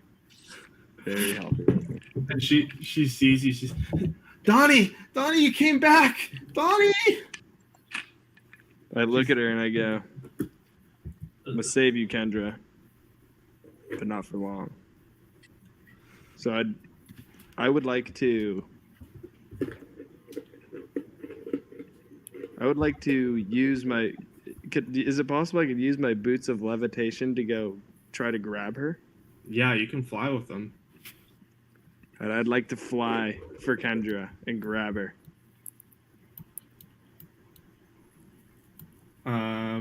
Okay, you'd have to lose your action to gain the movement speed to get there. Okay. Oh wait, you still can't reach her this turn, even if you did. All right. Maybe I'll just. Okay. So all I can do is that action right now. You could like Maybe attack. Or you no? could move to here and attack from the air, and then grab her next turn. Okay, I'll do that. Okay. So you, All right. I'm gonna use. so you get to like right here. I'm gonna use a firebolt. Okay, roll to hit. It says +7 on that. Do I get Yes, you roll the 20 and then you add 7 to it. Okay. That hits. Roll damage, D10.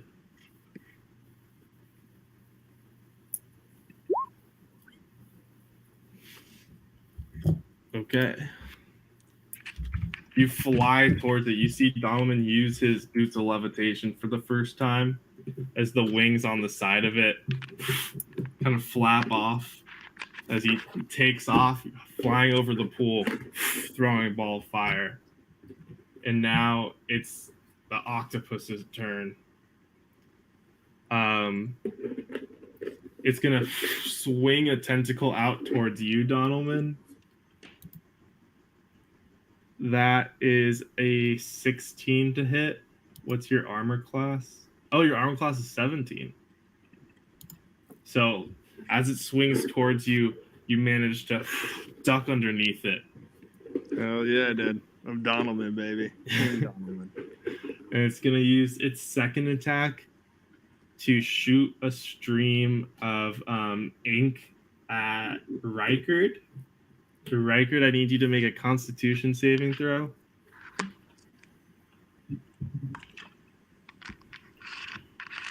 Is Reichard there? Ethan. Yeah, I got a 25. Okay, you succeeded, but you still take half of this damage. Wait, even though I got a 25? Yeah, it's just if you beat the number, you take half instead of full damage on this attack. So it's Okay. just 5 points of poison damage as the jet hits you Okay. in the chest. Okay. And now it's Woody's turn. He's going to use his swords. Can he even reach, though? No, he can't. So he's just going to... He jumps in the water. And he's going to burn his action to just get to here in the water. And he can't attack. Merrick, you're up. Really quick, how much damage did I take? Sorry. 5 poison damage. Okay. Thank you. I'm going to cast Guiding Bolt again. At Chaboy. Roll to hit. 23. That hits. Roll damage.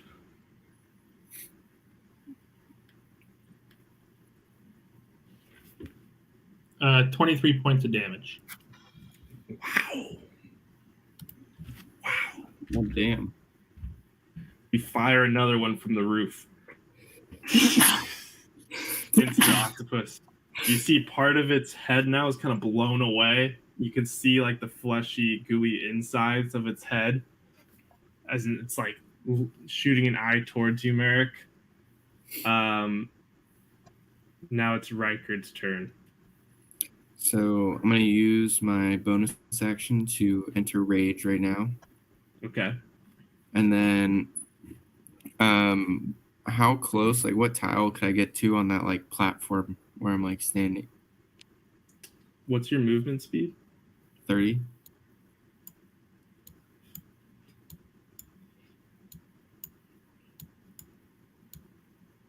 You can get to like right there. Okay. Do you have anything you can throw? You have hand axes you can throw. Yeah, I'm gonna throw a hand axe at him right now. Okay, so if you just equip it, you can then see like how much damage it should do. It should be a +6 to hit. Yeah. So roll the hit. Mm-hmm.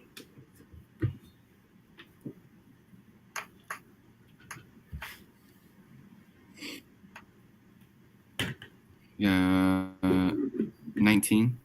That hits. Roll damage.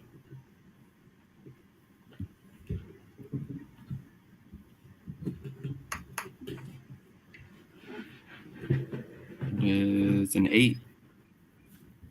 All right.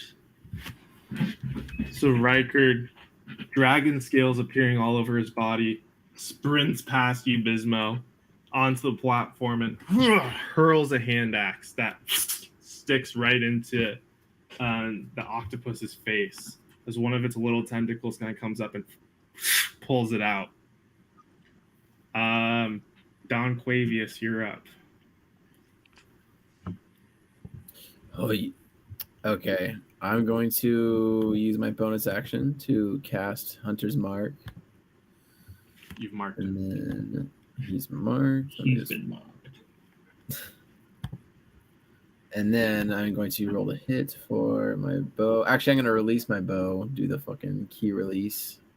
And Okay. then roll a hit. So it's on fire. Ooh.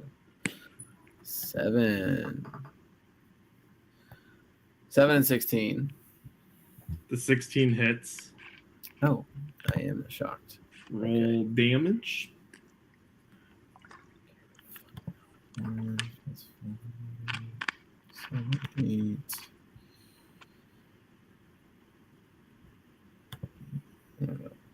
D6.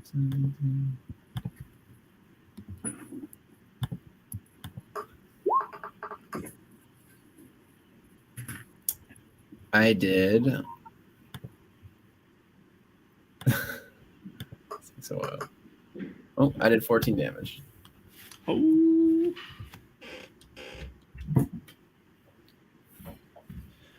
Quavius fires 2 arrows. One pierces its eye and embeds itself deep. And you hear this kind of strange screeching as it's writhing in pain.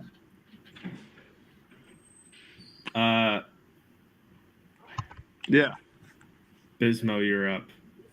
Alright, I'm gonna cast Guiding Bolt at the 2nd level, Can you reach from there? What's the range? 120 feet.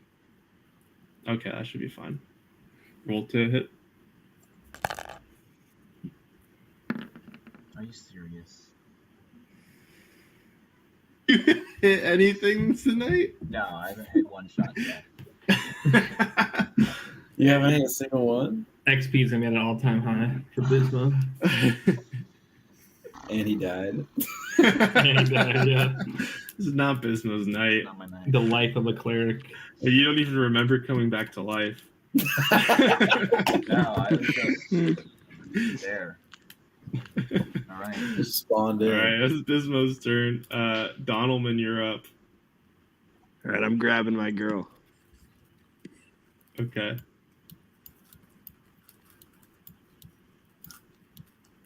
Are you trying to just grab her and yank her out of the tentacle? Yeah. Okay, make a strength check.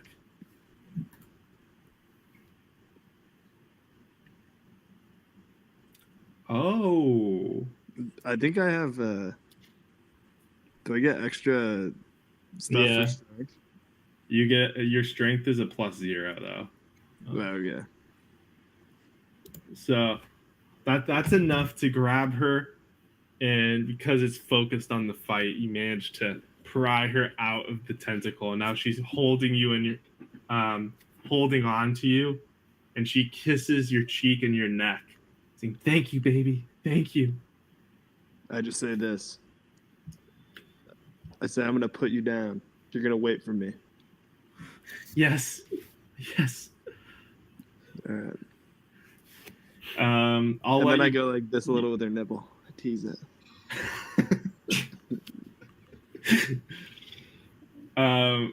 Okay, that's your action this turn. Are you just gonna put her in the water? Or are you gonna put her like on the side? On the You- side. Okay, you'll have to do that next turn because you're out of movement. Just chuck her in the water. So it's the beast's turn. And seeing that you freed Kendra, he's gonna just try to take a swipe at you, Donalman. All right. That's a 19 to hit, so this one hits. All right. This is 9 points of bludgeoning damage as it smacks your whole body, and you manage to shield Kendra from it. You kind of like spin in the air with your flying boots. All right. And I then got that's the best you got. it's one of its other tentacles is gonna try to take a hit at Merrick on the roof. That definitely does not hit. That's an 8. So you manage to just use your shield to block it. No. Now it's Woody's turn, who's gonna get onto this piece of debris and throw out his swords, which both miss as it manages to just deflect them, I mean, with his tentacle. Merrick, it's your turn. I'm gonna cast, since it's been working so far, Guiding Bolt. Okay, roll the hit. Ooh. That's a 9. That misses. Okay. Goes past it. Then can I move up, like to like around here? Yeah.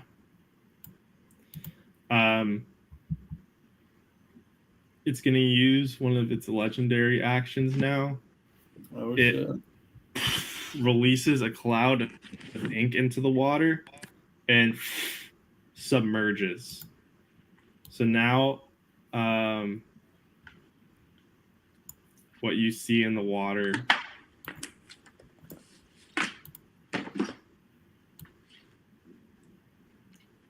is just a black,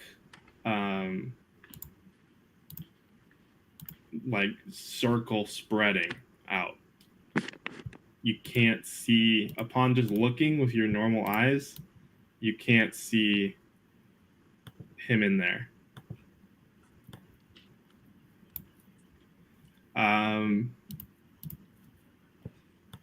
And now it's Reichard's turn.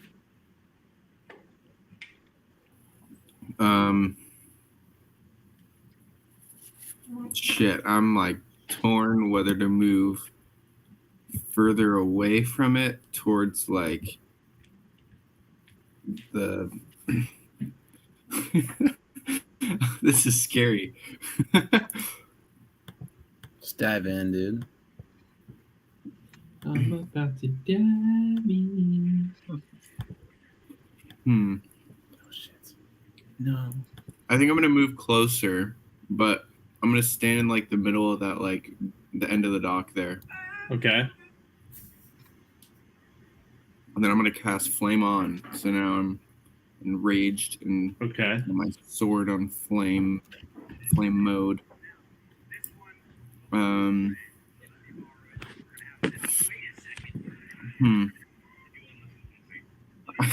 I can't really like throw an attack because I don't know where he is. Well, you know that he's underneath that ink, so you can try to attack, but you have disadvantage. Yeah, that's kind of what I was anticipating. And I think I'm gonna hold my ground right here. Yeah, I'm just gonna hold my ground. Okay, you're not going to attack? Ah, fuck it, I'll attack. Fuck it. Don't you have a I'll roll. bow? No. Okay, just roll the hit with disadvantage. So roll twice, use the lower number. Mm-hmm. 5. 11.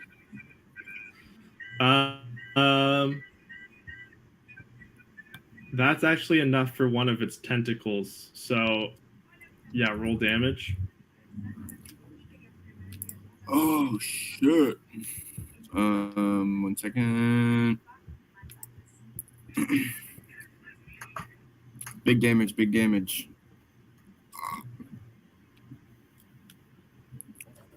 10.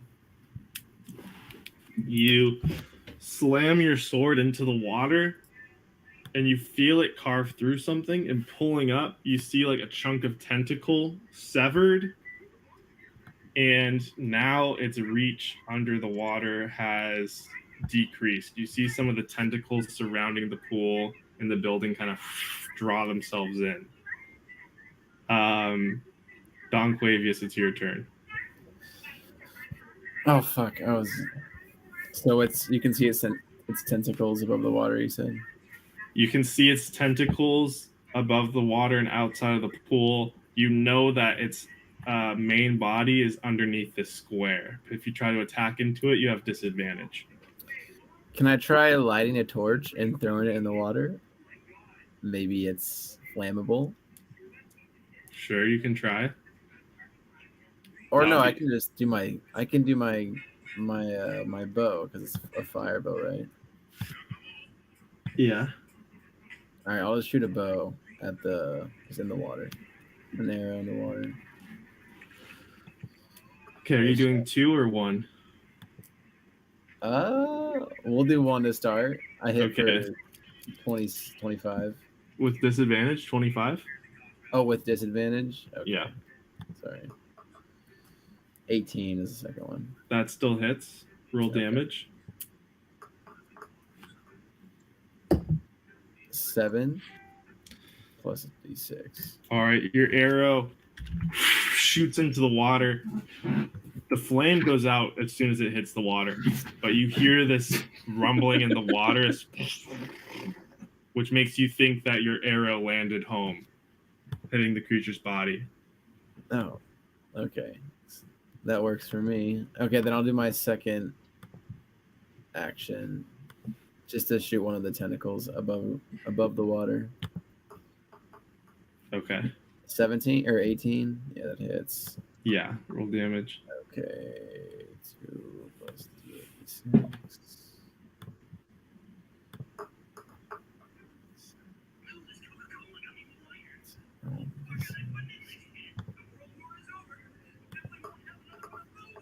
Oh, yeah, I keep getting in there. So I got. How much is that? 15 damage. All right, you hit one of the tentacles above water, slicing through the center, which makes the whole thing kind of just fold in. You see the arms retreat even more, like it's concerned with protecting its main body. Merrick and Bismo on the perimeter of the pool, you find that there's no more tentacles around you. So you're outside of its reach. And now it's Bismo's turn.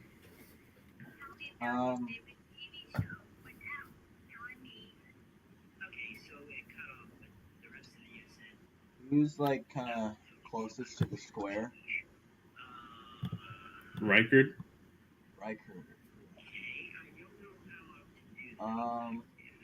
Who attacks right after the octopus? Woody, and then Merrick. Woody? Okay. I don't know where it is. I can't do anything. I'm going to cast.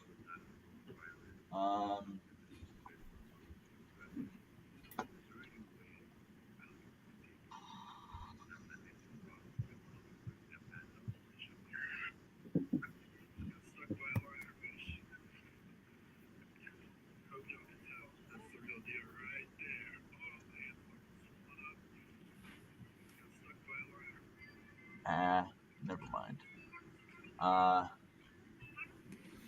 I'm not gonna do anything. Wait, has anyone been hit? I have. You have? And Donovan has. Okay, I'll heal Donovan then. Well- You can heal yourself. Oh. How much damage has been done to you, Donovan? I think 10. Oh, okay, then I will cast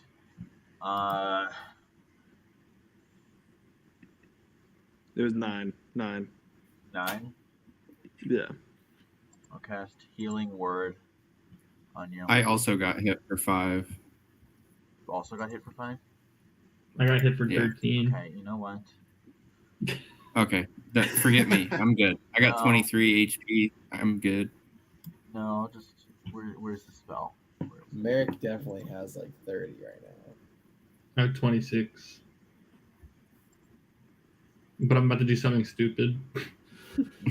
I'm about to go crazy. Alright, I'm just gonna cast Prayer of Healing. Yay.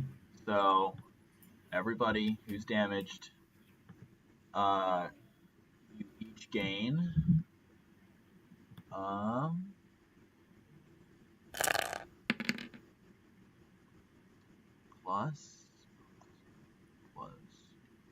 you each gain 10 HP.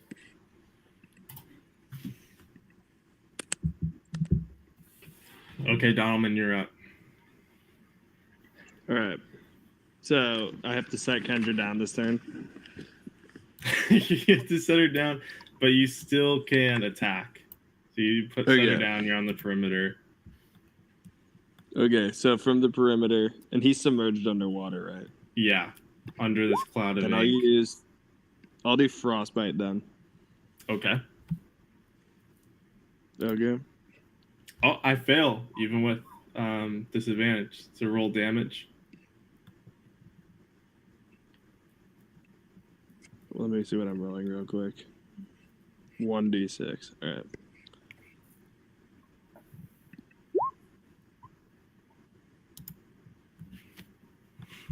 You send a little chill into the water.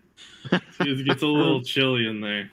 It's gonna be a cold bath. If anyone goes in there now, it's a little cold. The beast is up. It's gonna focus its attention on Rykard because most everybody has gotten out of the pool. Rykard, this is a 19 and a 22 to hit. Am I able to use my stone endurance? You have to die first. I'm pretty sure to use Wait, stone what? endurance. Yeah, he's asking what your armor class is. Oh, it's 16. He can. hits. Yeah, I hit with both of them. Yeah, you can use your stone endurance. So you reduce the damage by 1d12 plus 4. So 1d12. and you're taking. Okay, let's see how much you take. So you take 22, which is already half because you're raging. So you would take 12, and then you can reduce it with your stone endurance. So roll to see how much you reduce from the 12. Roll d12. Yeah. Okay. Oh my god. Plus something. It's plus 6, right? Plus 4. Plus 4, 5. It's plus 4, so 5. So you take 7 points of bludgeoning damage. As Really nice. 2 arms just hit you. Rykard tanking it up like a barbarian should. Donquave, wait. Sorry. Woody's up. He's up. One of these hits is Woody's throwing his swords into the water.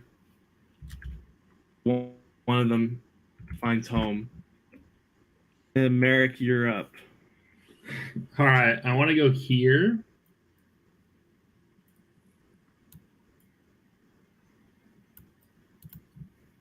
And then I want to dive into the pool. Okay. And then once I feel like I'm at my deepest, I want to hit him with the thunderclap. All right. Roll, or I do a save. Constitution 12. You have to do it too, because you're in water. Oh, great. I fail though. Oh God. Okay. I didn't. Okay, I failed as well.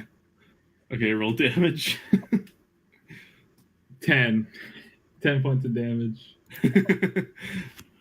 Okay. Everybody sees Merrick disappear into the black cloud, and then the water just lights up with electricity. Just crackling on the surface. So much that Kendra grabs onto you, Donaldman. It's like, ah! And she's like pressing her fake breasts into your shoulder to get as close to you as she can. Yeah. I get slightly hard. And Merrick, you're hurting under the water, but you feel like you did a lot of damage. And Rykard, you're up. At this point, the beast re-emerges its head above the water. Okay, so I can see. Am I just like on top of it? You're like in the water still, like it swam like around, moved its tentacles around you, so you're still in the water. Okay, so I'm gonna attack right now.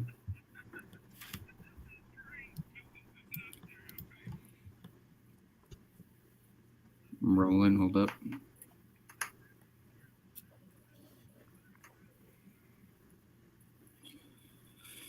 It is a 15. That hits. Roll damage.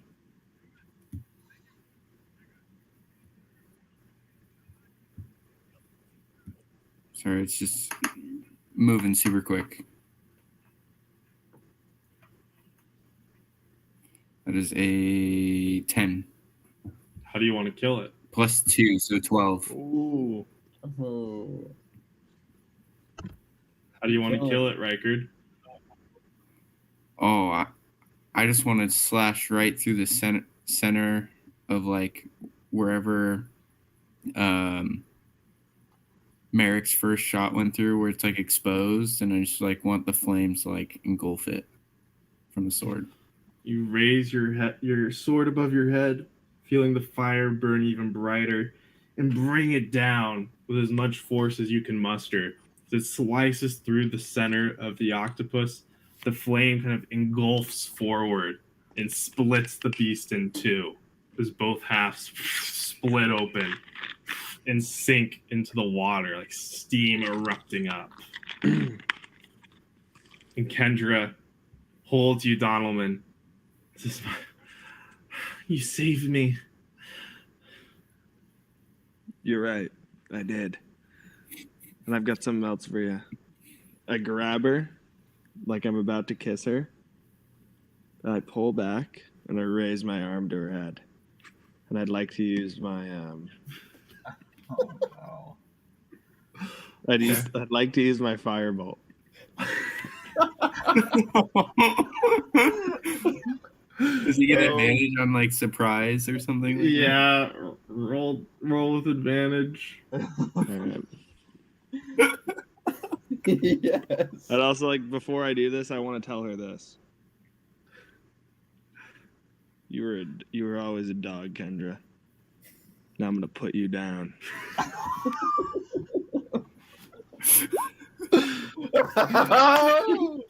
First one.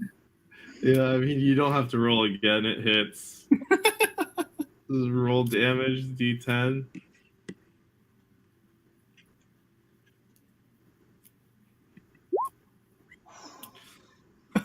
That's a whole lot of damage. your firebolt just blows her face clean off. I want to melt her till I'm just holding her skull. You're just casting firebolt over and over again now, just melting down the whole body until just her flaming skeleton is left. Then I want to kiss it and say, "Now you'll get my kiss." Everyone's just watched Donalman kill his ex-girlfriend.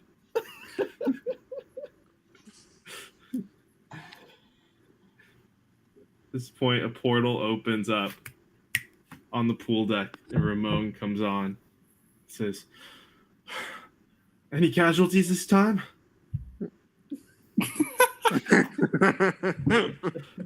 And I say, "Just one." And I hold Kendra's skull. I keep it with me. My God. Donalman. You killed her? I did her how she did me. I was a dead man. I'm alive again. I understand.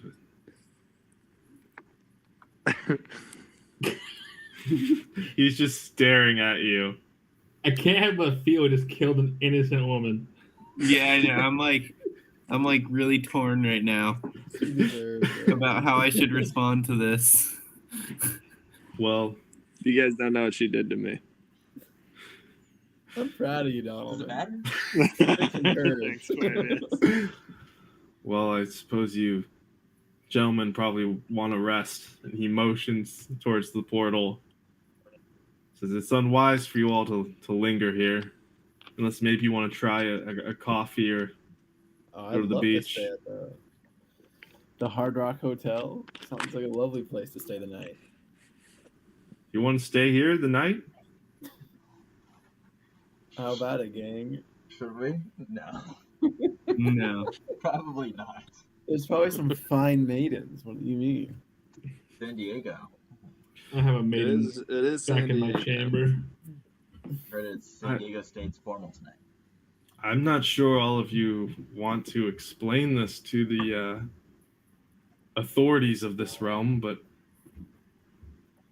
I suppose you let's could get make out a of here. getaway and stay somewhere else.